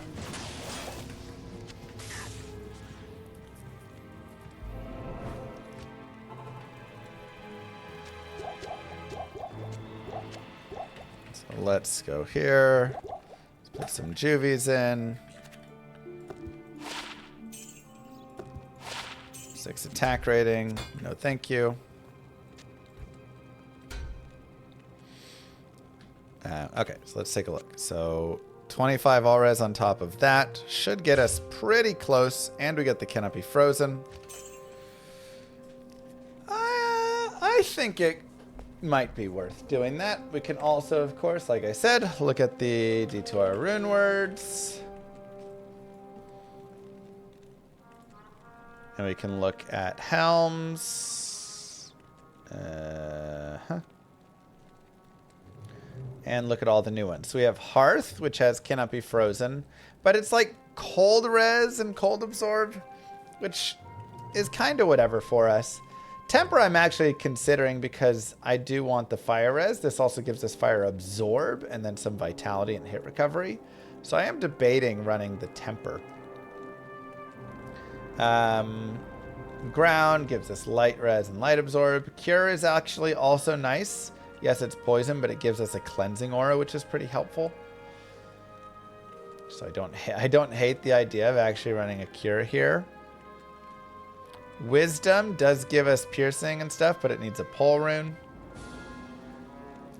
That is so tricky. There's a lot of good options there. I think what I'm gonna do is I'm gonna first go to normal. Let me look at how many shale runes I have. 2, perfect.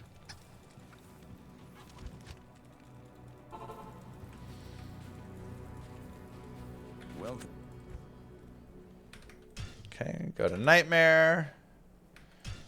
Go back to normal. Yeah, wisdom would be nice, but can't quite. I wanted to get a Drognin next to an exit. Just for ease of access. Good day. And we're like in Act 5 and right at the exit, you know, right at the finish line. But we're still sitting here and making adjustments and building ourselves up. And this is where I'd say hardcore differentiates itself most from softcore. Approach and On softcore, a lot of times you go, good enough, and you just go forward. On hardcore, you spend a little more time, and you're like, okay, well now what? Okay, so we're basically full maxed when we do this. We have a point in Valkyrie now as well, which is really good. I do need that though, so I'll probably run the temper, I think. And it's just a little bit better than 60 fire res. It'll be slightly less fire res because we're probably not going to roll the 60, but we'll get fire absorb as well. So temper is Shale IO Ral. I don't have a Ral. Do I have 3 towels? Oh, I'm just short. Dang. Okay, well, we won't run it for now then. But it's okay. We've now picked up Cannot Be Frozen. Also a little bit of Magic Find. So, still a good pickup. And we can always get a Ral rune from the Barbarians. We can go players 8. We can come out here. And we can just launch into this.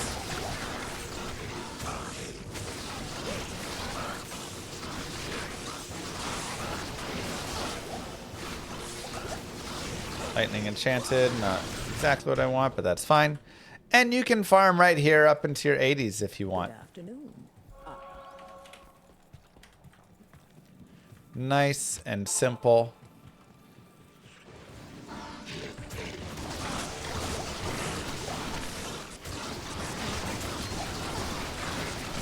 And here you'll be able to get experience. You'll be able to get lots of gold if you want to get gold. You'll be able to find cool items. And again, it's very easy, which is the best part. Man, we just have not rolled many rings today. Good day, Garden.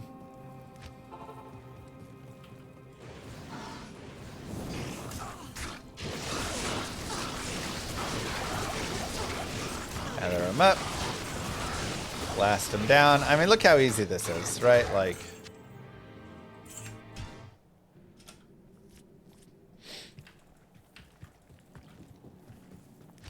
And I'm level 73. There's a Might Aura, so I do want to be a little bit careful. Try and make sure to clear that off.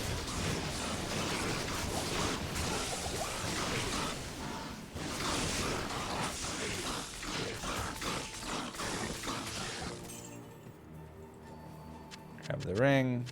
Pick up another full rejuve. Pindle can also be decent, though a little bit scarier.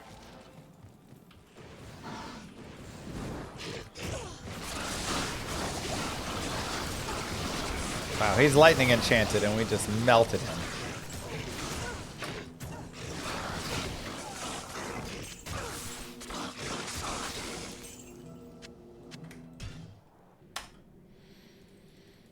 I mean, with the grouping and stuff, you'll still be totally fine and you'll dominate Pindle.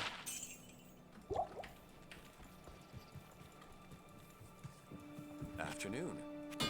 Technically, with PX, you can farm real to the 90s. If you want to go to the 90, you can go to 90. I mean, it'll be a little bit, but...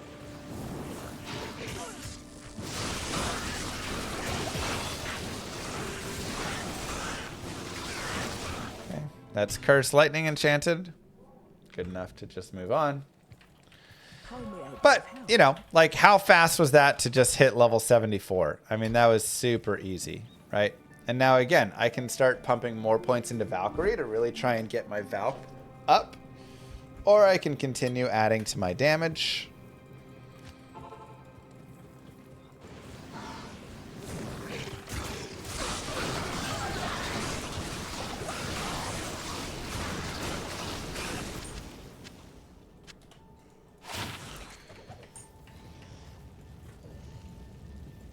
Either way, we move forward.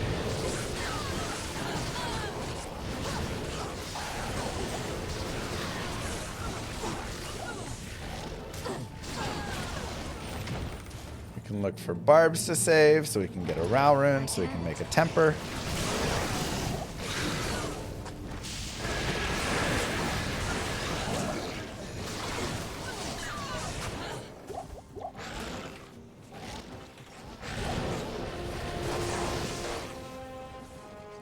Blunderbores.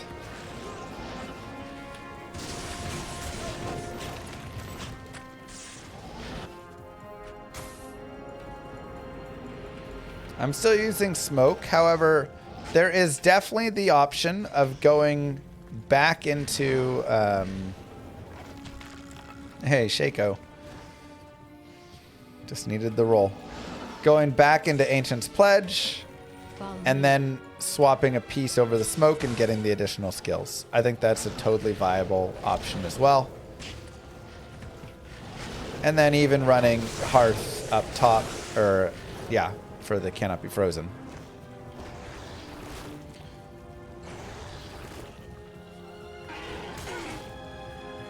Yeah, I know you answered counter. You could go to 90 there. Yeah, going to 90 there is not going to be very optimal.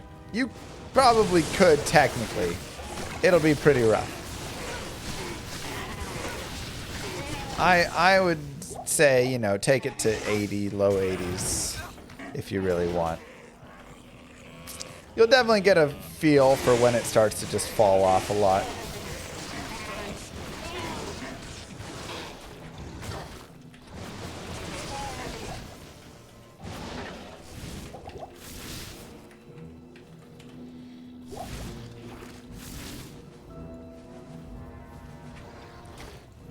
Bum, bum, bum.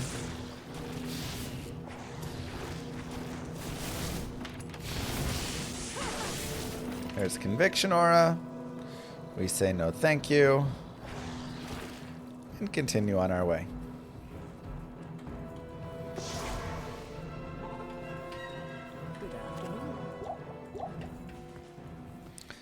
We can also pick up some antidotes and thawing potions. Just good to have all the time. Can I help you? Do a repair.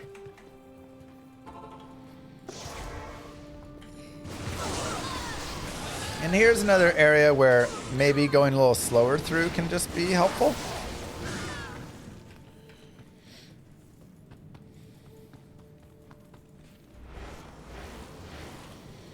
Also, if you want to save Anya, you can.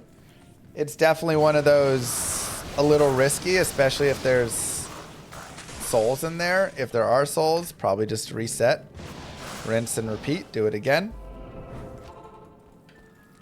Let's go grab our runes.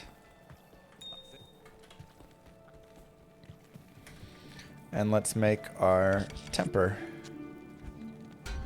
Shale, IO, Ral. All right, we only rolled 46% fire res, but 10% fire absorb. We also get 10 vitality, max life 5%, and 20 hit recovery. So it ends up being a little over 100 life gained, which is pretty nice to give up just a tiny bit of fire res. But again, we also get 10% fire absorb, so it ends up evening out, I'd say, pretty well. Okay, we have that waypoint.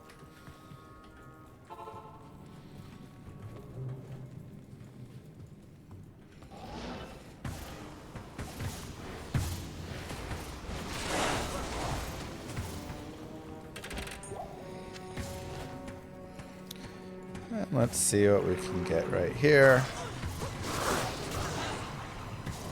Canopy Frozen is very helpful in Act 5, as there's just a lot of things that will freeze you. Hardcore run equals don't click the urn. That's right. Impossible. Okay, we have the waypoint actually right next to that. And again, we're just really concerned about souls down here, I would say. Everything else, not nearly as concerning. I mean, there can be some nasty snake and harpy groups.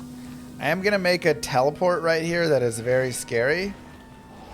So I'm going to just hit the escape key to make sure that I'm coming in and I'm okay. That I didn't jump into just complete death.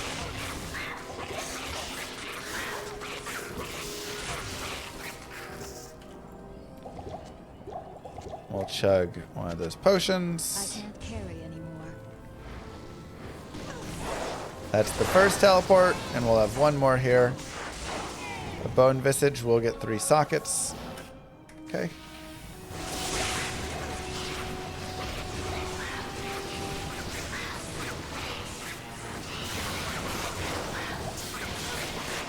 Again, being a lightning character down here is pretty good, with the exception of if we run souls. And if we hit souls, what do? You just reset.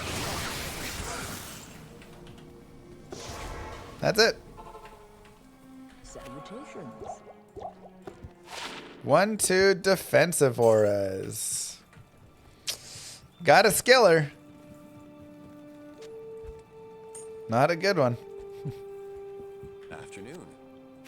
but it is a skiller.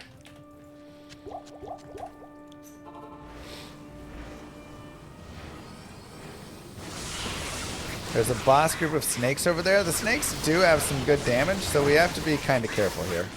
They also do that charge attack, and he's also lightning enchanted. So, not excited about the snakes there. I'm going to get up my Valk and Decoy to help.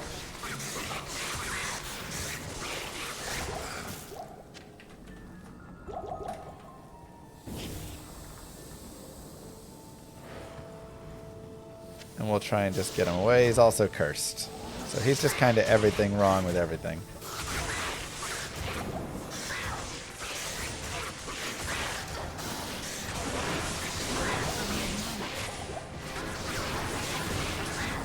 Now, even here, I'm still watching to debate if I should just save quit.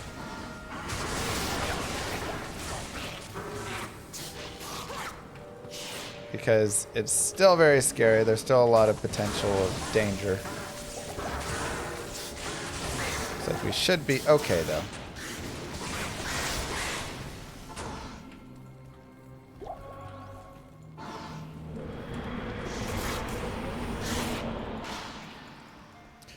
Just like that. Able to get our res back up. Not in town. So really, again, it's a big resistances game. That's such a key piece, is keeping those high enough. If you're in heck and your res are 0%, minus, 20%, things like that, you're running the risk of getting one shot. And I still can get one shot. But it's not going to be, you know, from just like a random fireball or something, you know, like.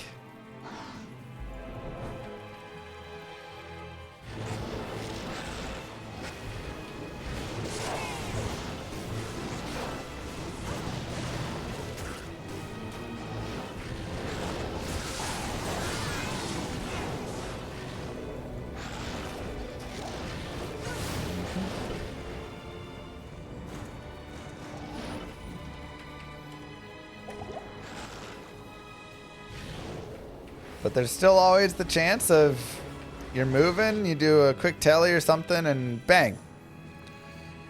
You just get cursed. A reanimated horde charges you, cursed extra strong. You're dead. Right? Now, one thing that I really like to do when I'm playing through is I like to make sure that I am collecting waypoints along the way.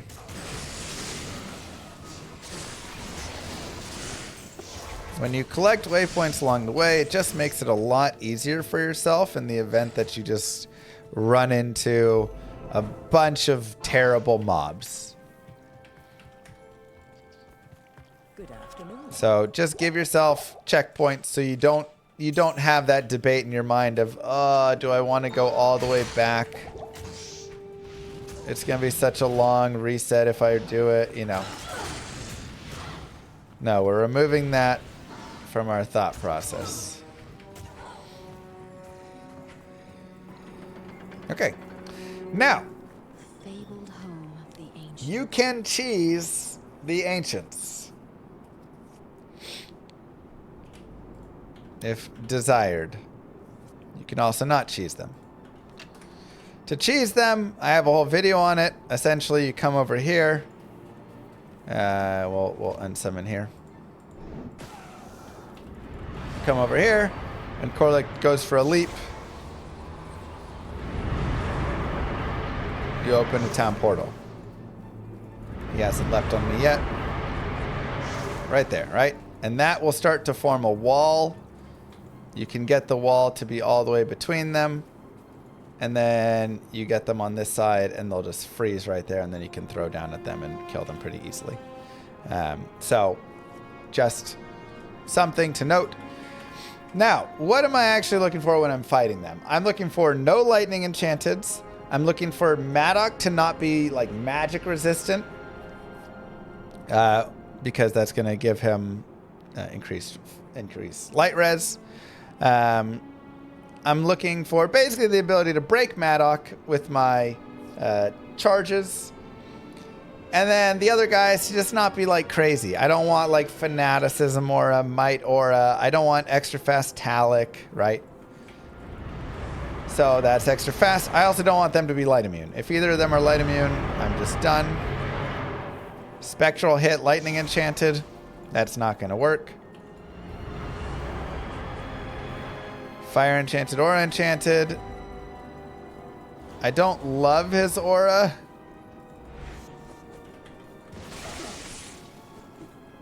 I would definitely say.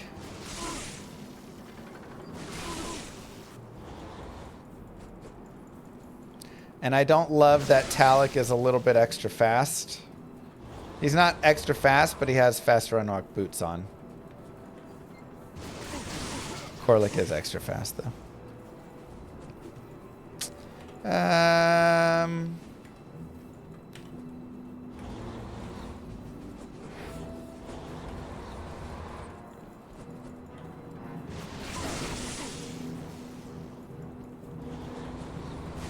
This is a debatable one.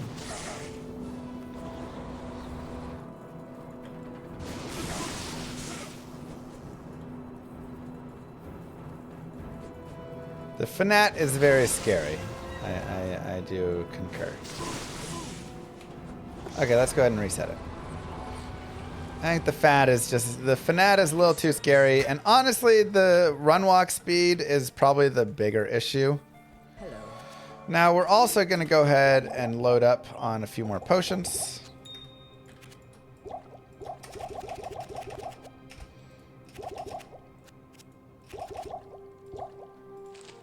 You can also go drop potions if you want, right? You can literally just come over here and just like drop potions on the ground.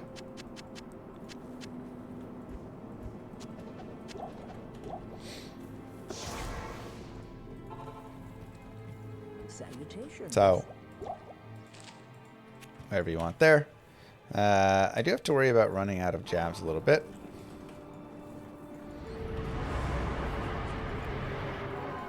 Okay, he is magic resistant. We are able to break him. Stone skin, spectral hit. It's just a little too much like magic red stuff.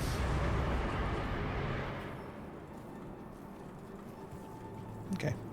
I think we can live with this one.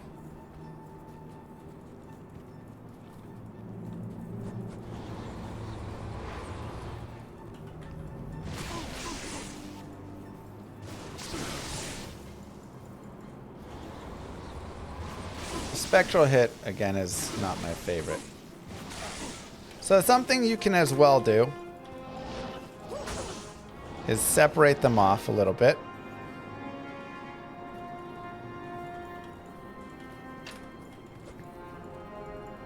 I didn't quite get it.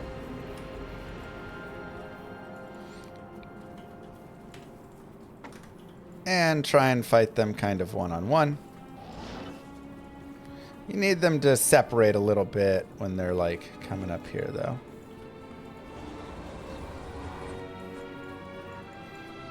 See what we can get.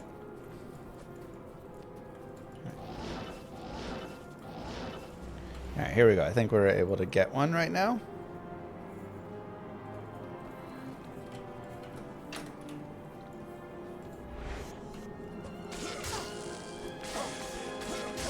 Magic resistant spectral hit is not my favorite.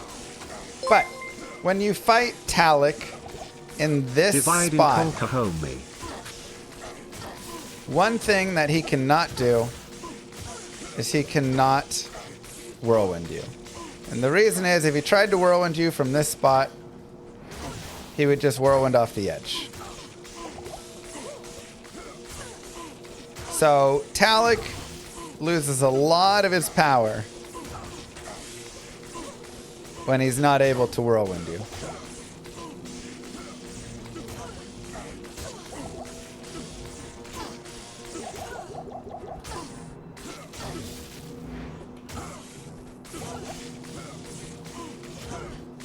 If I pop down decoy, the big issue is he'll try and whirlwind the decoy. So I don't need the decoy for that either. I'm just going to go straight up on him.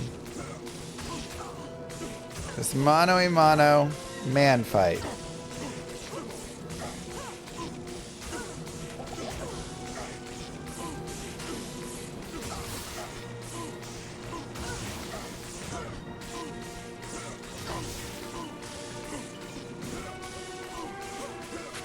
Woman fight. Now, magic resistant and spectral hit are both not great. They did increase his light res, so that did make him a little bit tankier, which is annoying. We're kind of low on health pots, which I don't love. Let's see if we can get Warlock or Maddock to come join us. Okay.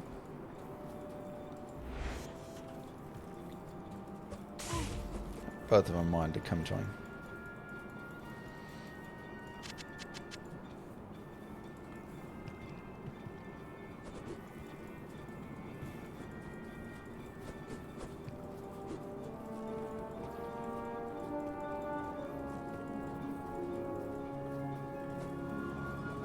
Alright, here we go. We should be able to get Warlock separated now. He is extra strong. Oh my god, really, Maddock? Maddock's got some faster run walk. It's annoying.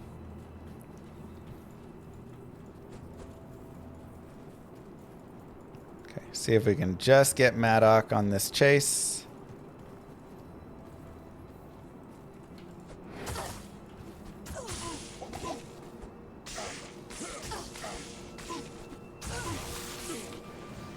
Now here we will use a Valk and a decoy.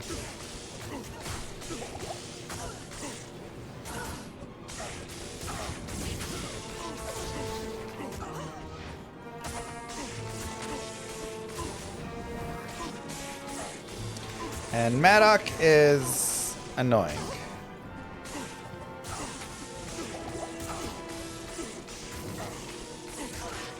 Going to take a while.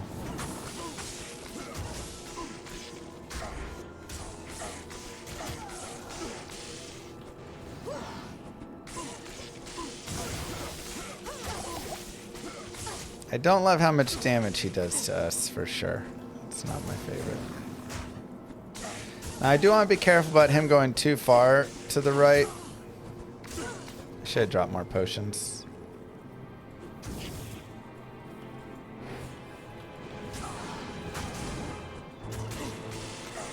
Because I do want to keep him away from Corlick. And try and aggro him down.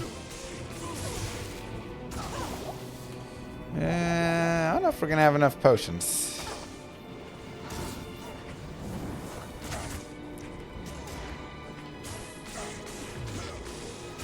This is also where peace could have probably been an option. Getting that level 15 Valk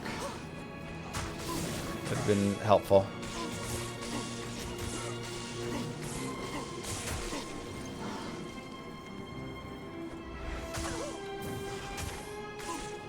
He's very tanky because he has high light res.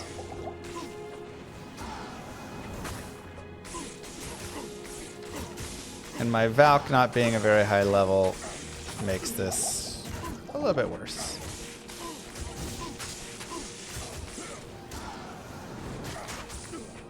But the goal really is trap him in this little cage over here.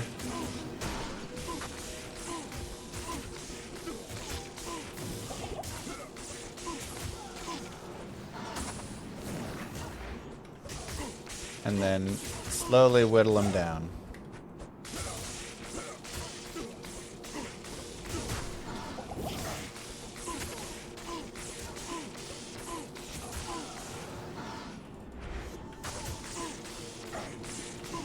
They don't heal, no. Yeah, we may be in trouble potion-wise.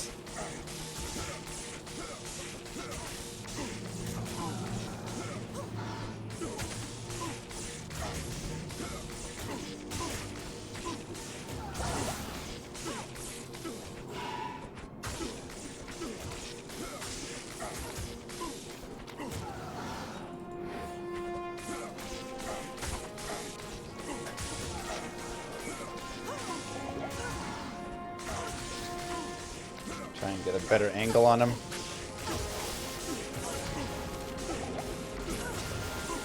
Yeah, we're out of health pots though.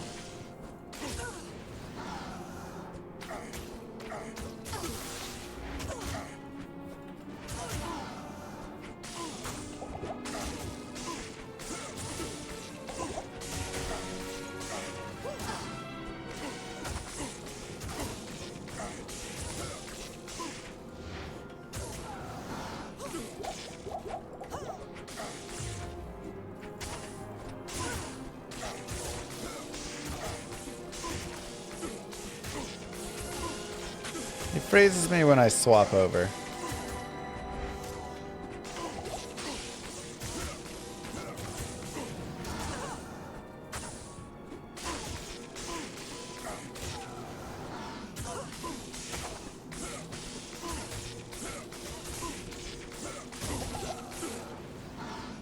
Seeming unlikely, isn't it?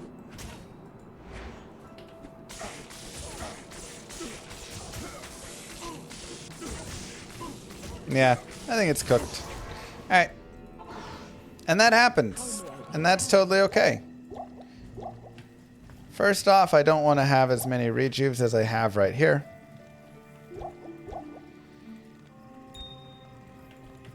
Evening.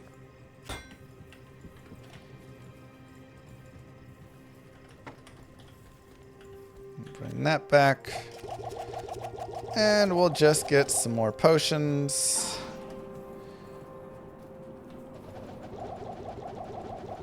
And we'll drop some more potions. The morning comes. I was hoping we had a little bit more damage for it, but we did not. It's all good. Now, these potions will last for 10 minutes from when they dropped, unless you go interact with them again, basically. So...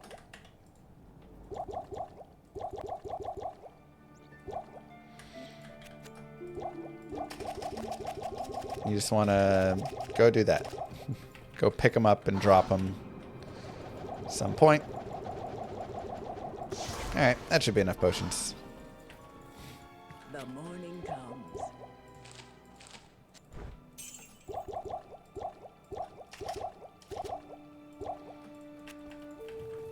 Alright. That's all repaired. Repair those charges.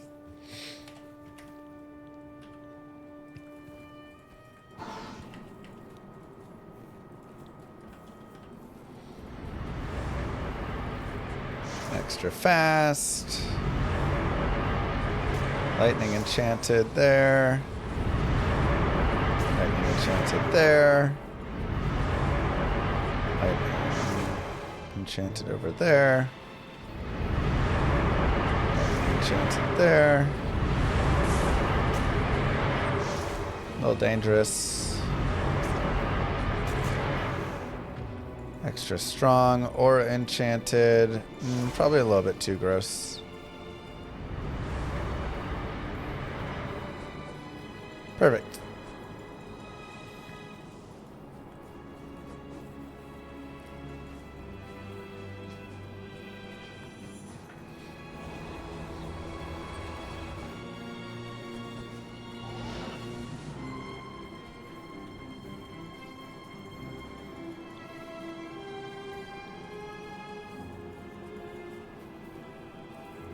So we got 2 down here, which means Warlock is by himself. And he is cursed, which I don't love.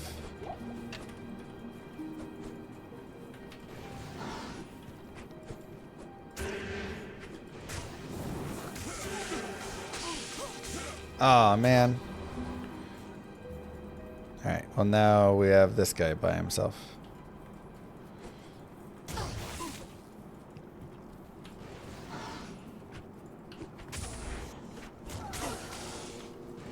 Now you can see how fast we'll be able to take Warlock down. Cold enchanted, fire enchanted. It's definitely a lot of damage. He's gonna kill my Valkyrie even faster, which I don't love.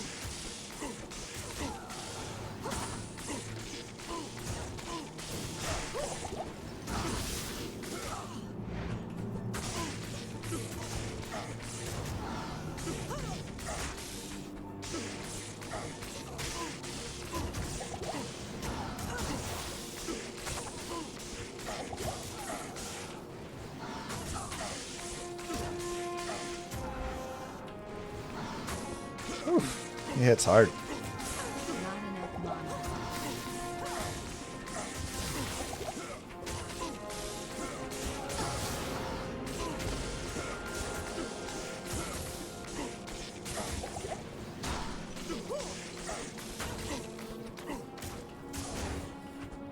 He hits hard.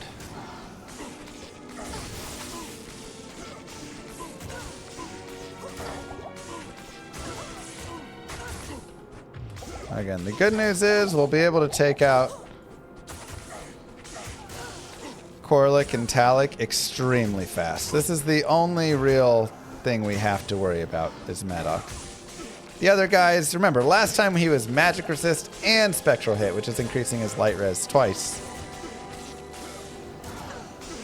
So now with those guys, they will be dead in 10 seconds.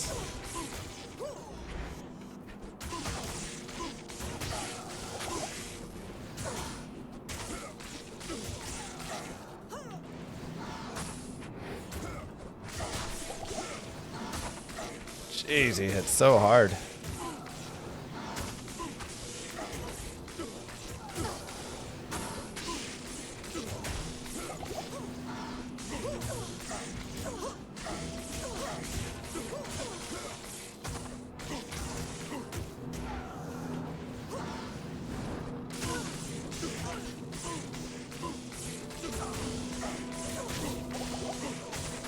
The decoy can last a little bit longer.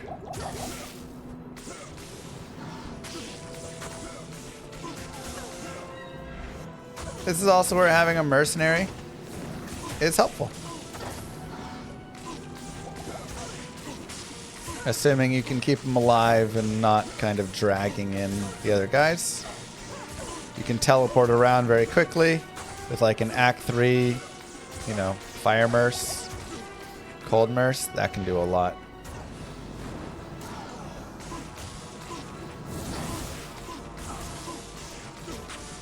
Otherwise, this is one of those hard spots.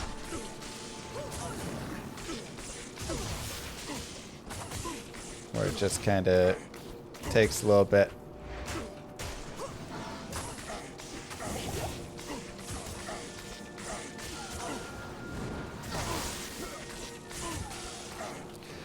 But we're halfway through them.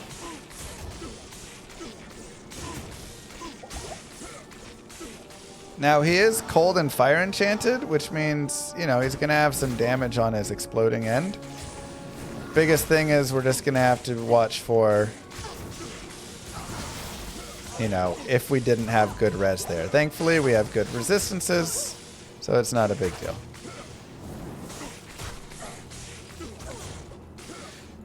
Now we can go pick up some potions. I am overburdened. Again, try and keep him on this side. And one way that you can do that is put stuff on the opposite side of him. And it'll force him that way. He likes to run away from where the damage is coming from. So you can kind of push him to this corner with just a little proper positioning.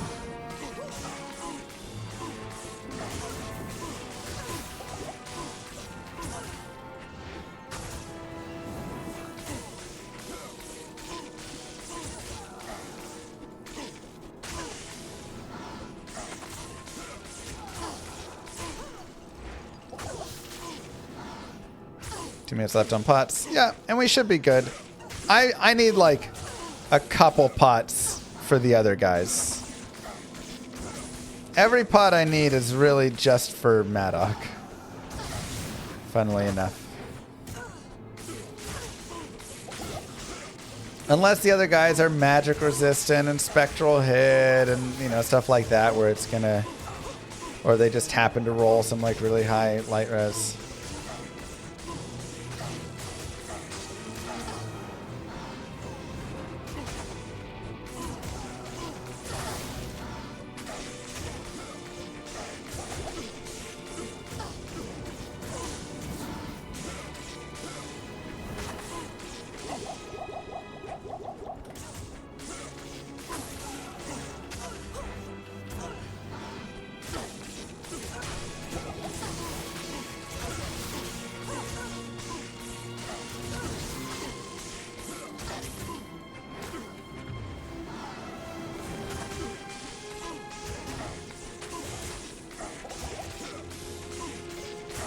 Nice and easy.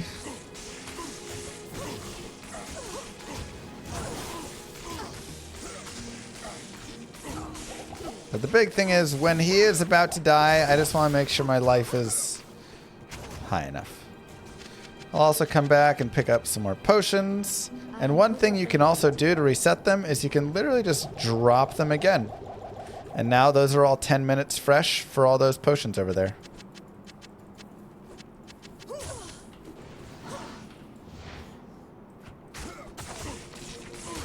Nice and easy.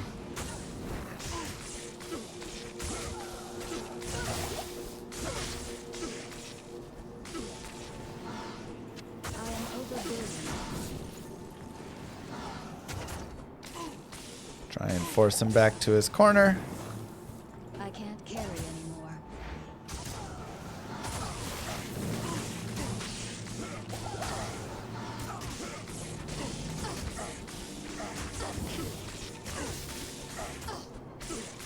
What's the best bow in the game? Faith is considered the best bow. Faith and Wind Force. Wind Force a little bit more damage. Faith a little bit more everything else. Better breakpoints and stuff.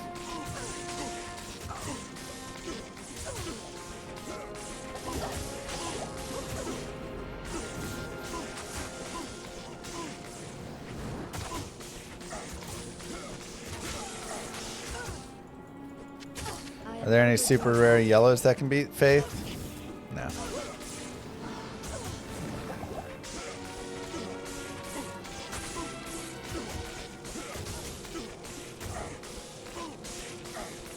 Okay, so we're getting them down.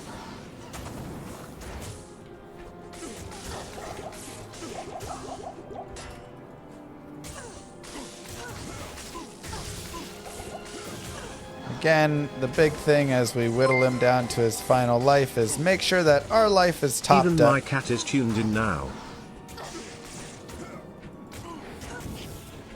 Hi, kitty cat.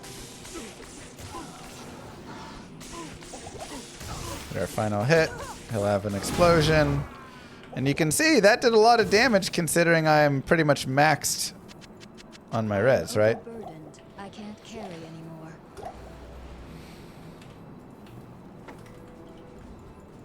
Get our telestaff. See if we can't just grab one of them.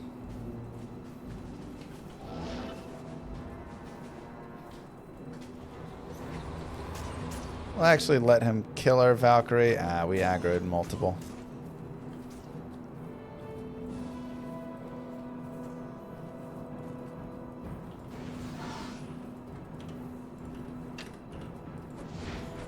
Ah, dang it.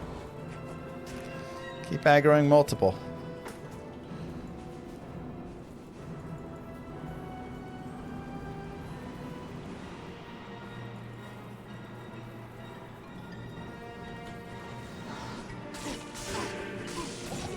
Now he is cursed,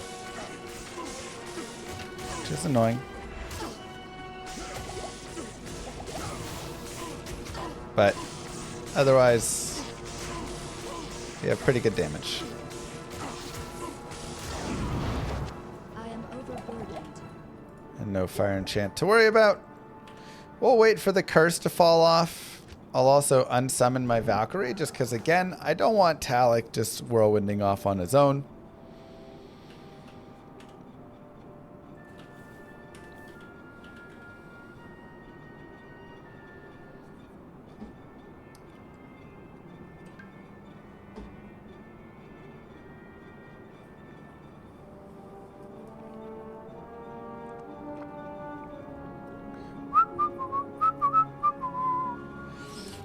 Just don't need to be cursed here.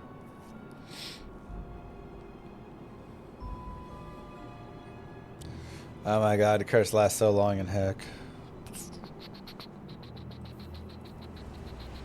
Okay.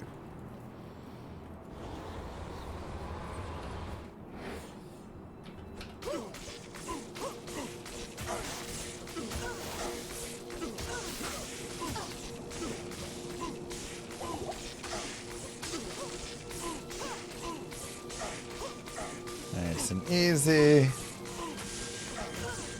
Again, just don't want him whirlwinding us. And just like that, your ancients are done. Did it take a minute? Sure. Was it pretty safe? Yeah.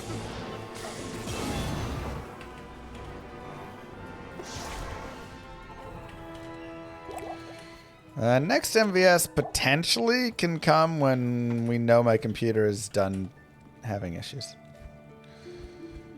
Okay, we'll go another lightning bolt and more vitality. All right, now we do need to be cautious down here,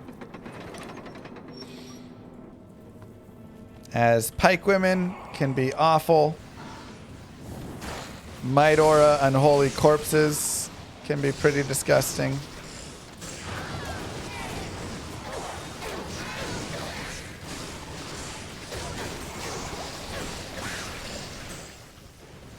Moo. Cursed especially. Move. Thank you very much. Appreciate that, Ripley.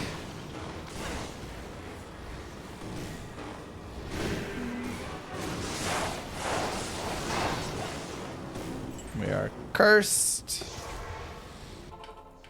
It's gonna be a little gross in here.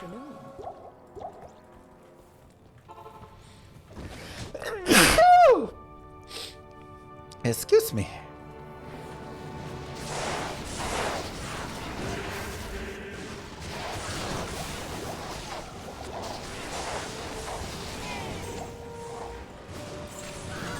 I can't carry anymore. Is an Origin viable? Sure.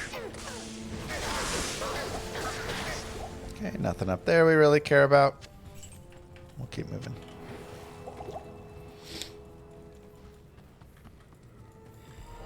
Get rid of the curse.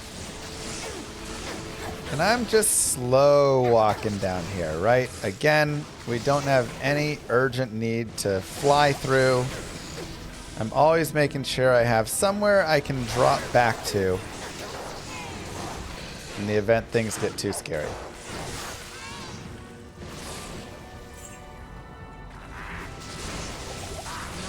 That's a skill that you will learn as you play more and more, is making sure you have safety, or you just know when you can dive forward versus when you cannot. Very crucial skill.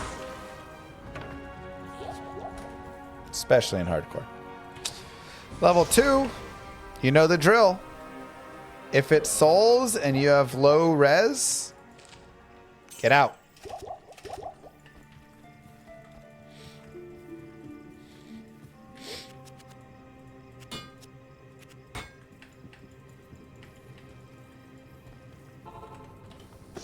Otherwise, we're going to find the waypoint because there's times where we're going to have to reset. Oop, there's some souls. Let's see if we can get the waypoint. We can. And you know what? I'm happy to reset this until we don't have souls here. Greater Hell Spawns are fine. Serpent Magus are a little dangerous, but still fine. Skelly Archer, or like Skelly Mages are fine. We'll see what our third mob type is. Eventually.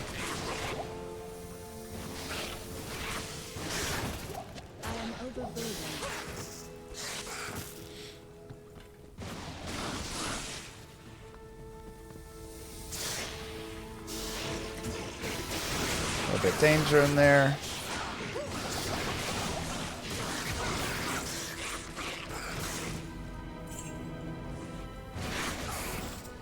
I am overburdened. Let's grab some health I pots. am overburdened. And it is souls for the third one.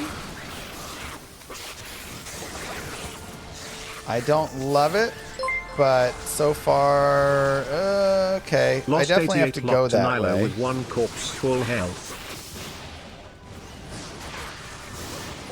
No. Classic.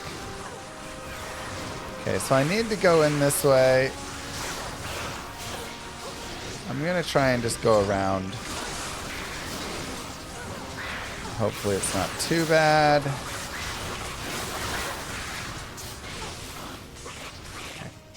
I'm only doing this because I have 75 light res. 48 light res, I'm resetting that.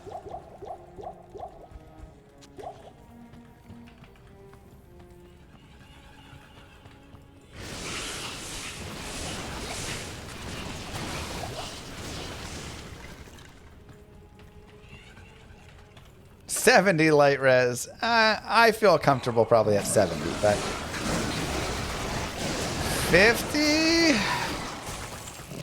Probably a reset at that point. It got kind of dicey as we started moving around. I would have given it an attempt, And then when it started getting dicey, I would save quit. We've got a Might Aura. Okay, the Might Aura's gone. Now we just have some regular auras. We do have a Monarch. Hey.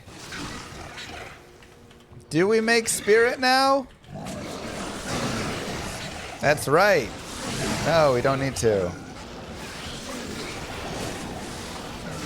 It's a lot of strength investment. It's a lot of lost life for it. Do we have it for the future? Yeah, of course.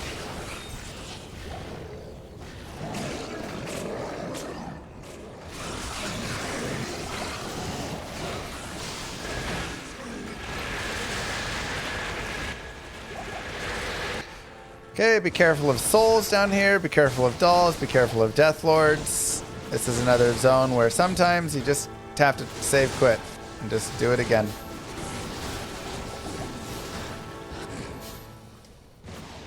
I know you're right next to the finish line, but sometimes you gotta remember you ran a marathon to get here. It ain't worth it. Don't chance it. You know?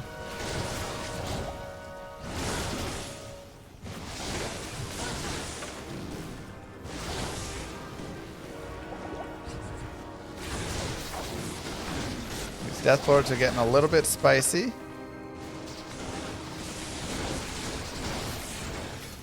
Let's go repair. Afternoon.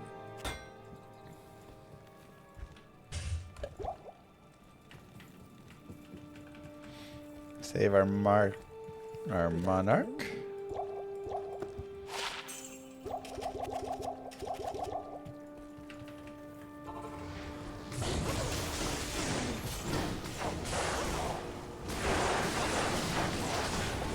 Now we have Curse as well. So we really got to be careful with the Death Lords.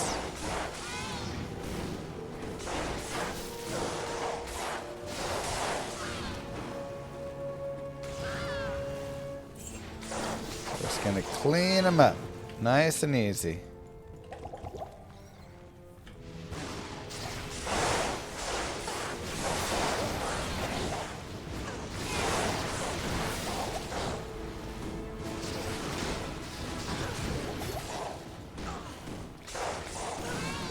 Not pushing too far in so I don't aggro a bunch of stuff behind I don't want to fight. Just going a mob at a time.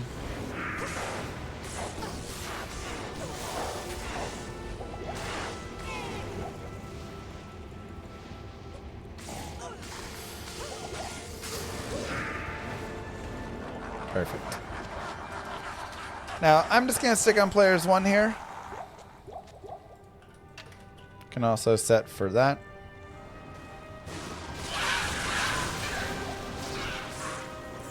This can be a great place to level up. And after we do this, we can consider that, right? If you can land as he's dropping it in, that's when they're most clumped together, and that's when you can really get a lot of damage.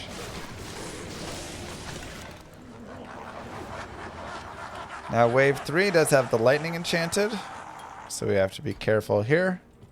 I'm going to start with a low resist. And then hit them, but we still need to be careful.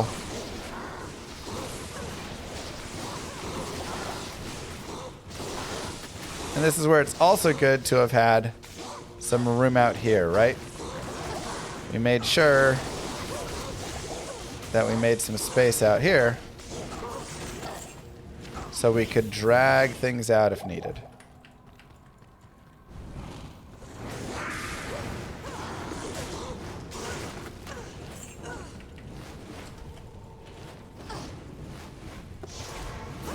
Wave 4, I actually will go players 8. Let's try and get some experience on it.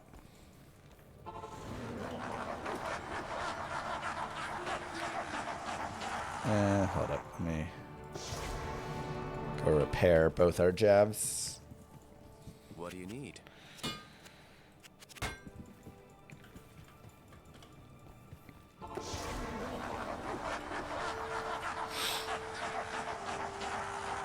See what EXP we can snag.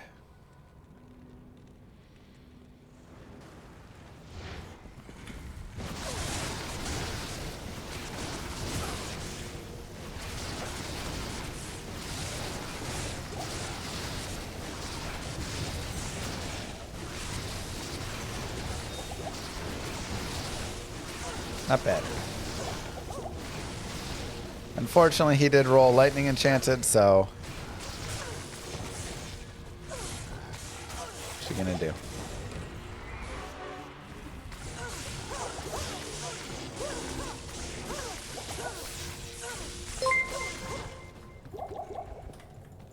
Looking for Bale.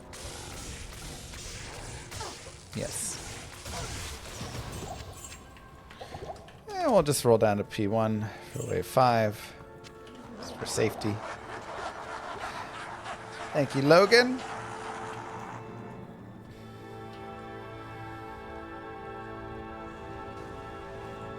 Drop a lower res.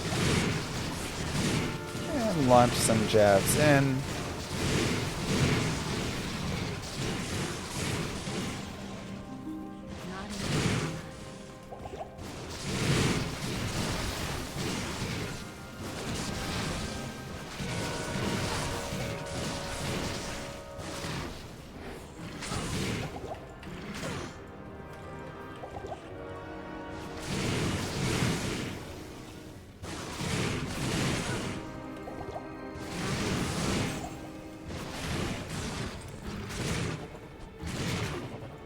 Come on.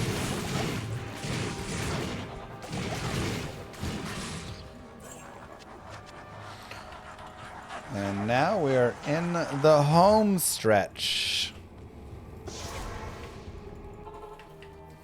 Good afternoon. Come over here. Make sure we're players 1.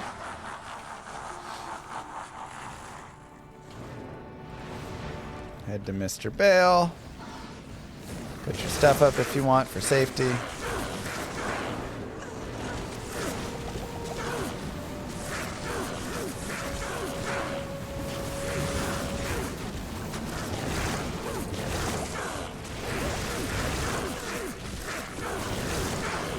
Now, Bale does have some damage on him, so you do have to be a little careful. And his tentacles do too.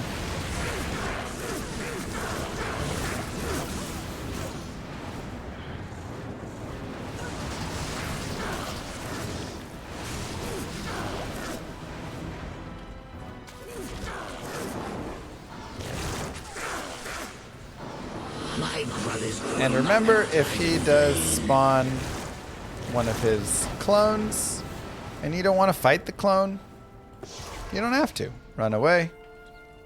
Hello. Come over here. Just like hang out in town for a few seconds. Go back in. Clone be gone.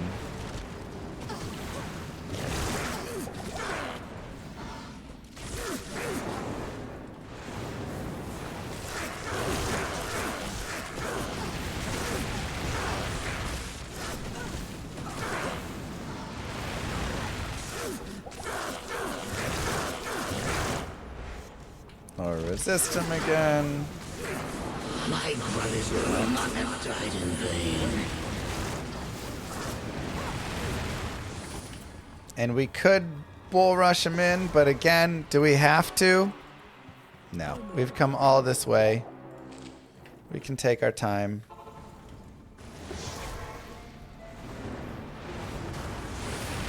Why not? Why force it? Let's enjoy a nice, sweet victory. Booyakasha!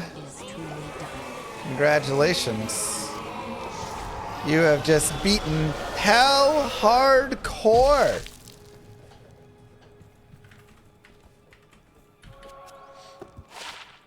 How about that? Let's do an overview. Please clap. Of the gear.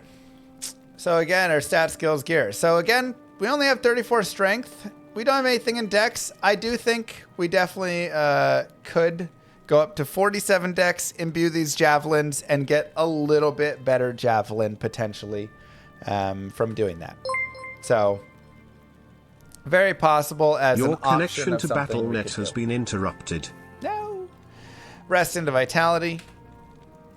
Skills. We got 1 point in Valkyrie and Decoy, just to kind of help distract a little bit. It was very helpful for fighting Maddock, just to have a little bit of something to tank. More points in Valk would have been more helpful there for sure. 5 points in Pierce, just to get some chance for piercing. We're at 55%. And then I went for a little more damage with Max, and started to put points into Lightning Bolt. So kind of playing a little bit more towards that. Our gear. Javelins are very basic. You don't need crazy jabs. We could go shop some 40 IAS jabs. We could take the jabs we had, imbue them. If they're good, add some dexterity, right? There's ways that we could do it to get a little bit more. We made a temper. Just kind of fun. Like I say, ended up giving us a little over 100 life, and then also some fire resist and absorb, which was something that our character just needed. Something we were lacking. Hearth here would also be good, again, to get the Cannot Be Frozen, but we were using Rhyme for Cannot Be Frozen. We made a prismatic amulet with the gems that we found to get 20 all res. We made a smoke to get 50 all res. Had some really nice gloves drop. However, we did shop some decent gloves that were like 20 IS, 15 fire res or something. Those could have been decent as well. 31 light res ring, 3 all res. Finally got an upgrade there. Still just the same belt, 46 life, some mana and cold res. Never found a second ring, so mantled it was. And then we gambled some boots that had some poison res, whatever. They were just a little bit better. Again, we could shop something better here if needed. Then just some life and res charms. Teleport, lower resist, pretty standard. We used the Row. We used the stealth along the way. We used the Ancient's Pledge along the way. We used the 30 fire res. You know, we just kind of had different things that we used as we went through, and slowly upgraded and built ourselves to almost maxed resist at the end of Hell, which is great. So that's kind of what we wanted. It's level 76 to end. Pretty solid right there. Definitely like where I would recommend you probably end up is somewhere in your mid to high 70s. Maybe you're like 80 or something. But that's kind of a safer spot to be. You could run dexterity for some block. That is another option. It just decreases your life total. But you get a better block chance, so it's a trade-off, right? Yeah. So that is the first of the Hell Hardcore guided playthrough. I hope that you learned something. I hope that you gained some respect for hardcore, and you saw that hardcore doesn't have to be as scary as it is when you watch me speedrun, right? Because when I'm speedrunning, I'm running with half the gear at most. I'm running with half the levels. I'm running at strategies that are like insane. I'm not taking the time to back off and give myself always that space. And so there's a lot more scenarios where it's, you know, you're dropping to 1 life and then you're full rejuving and you're doing this stuff and it's all crazy. When you play like this, you just play a little safer, right? Everything is just a little safer. Baal clones, I run away from the clone. I make him get rid of it. I don't need to force that fight. When I'm in the Chaos Sanctuary, I fight, I clear a space, I back up. I bring a few more mobs in, I back up, you know? I'd say we had maybe one scenario, 1 or 2, that were a little bit dicey. And, you know, that was about it. So, overall, being a little slower can go a long way for hardcore. That is kind of the big difference between the softcore and hardcore. Even the softcore guided playthroughs. On a softcore guided playthrough, I don't mind pushing forward a little bit more, because if I die, who cares? My TP's back there, right? Here, you just have to think of it a little differently. So, GG. Don't forget to like and subscribe, YouTube. I'll see you guys in the next one. Peace.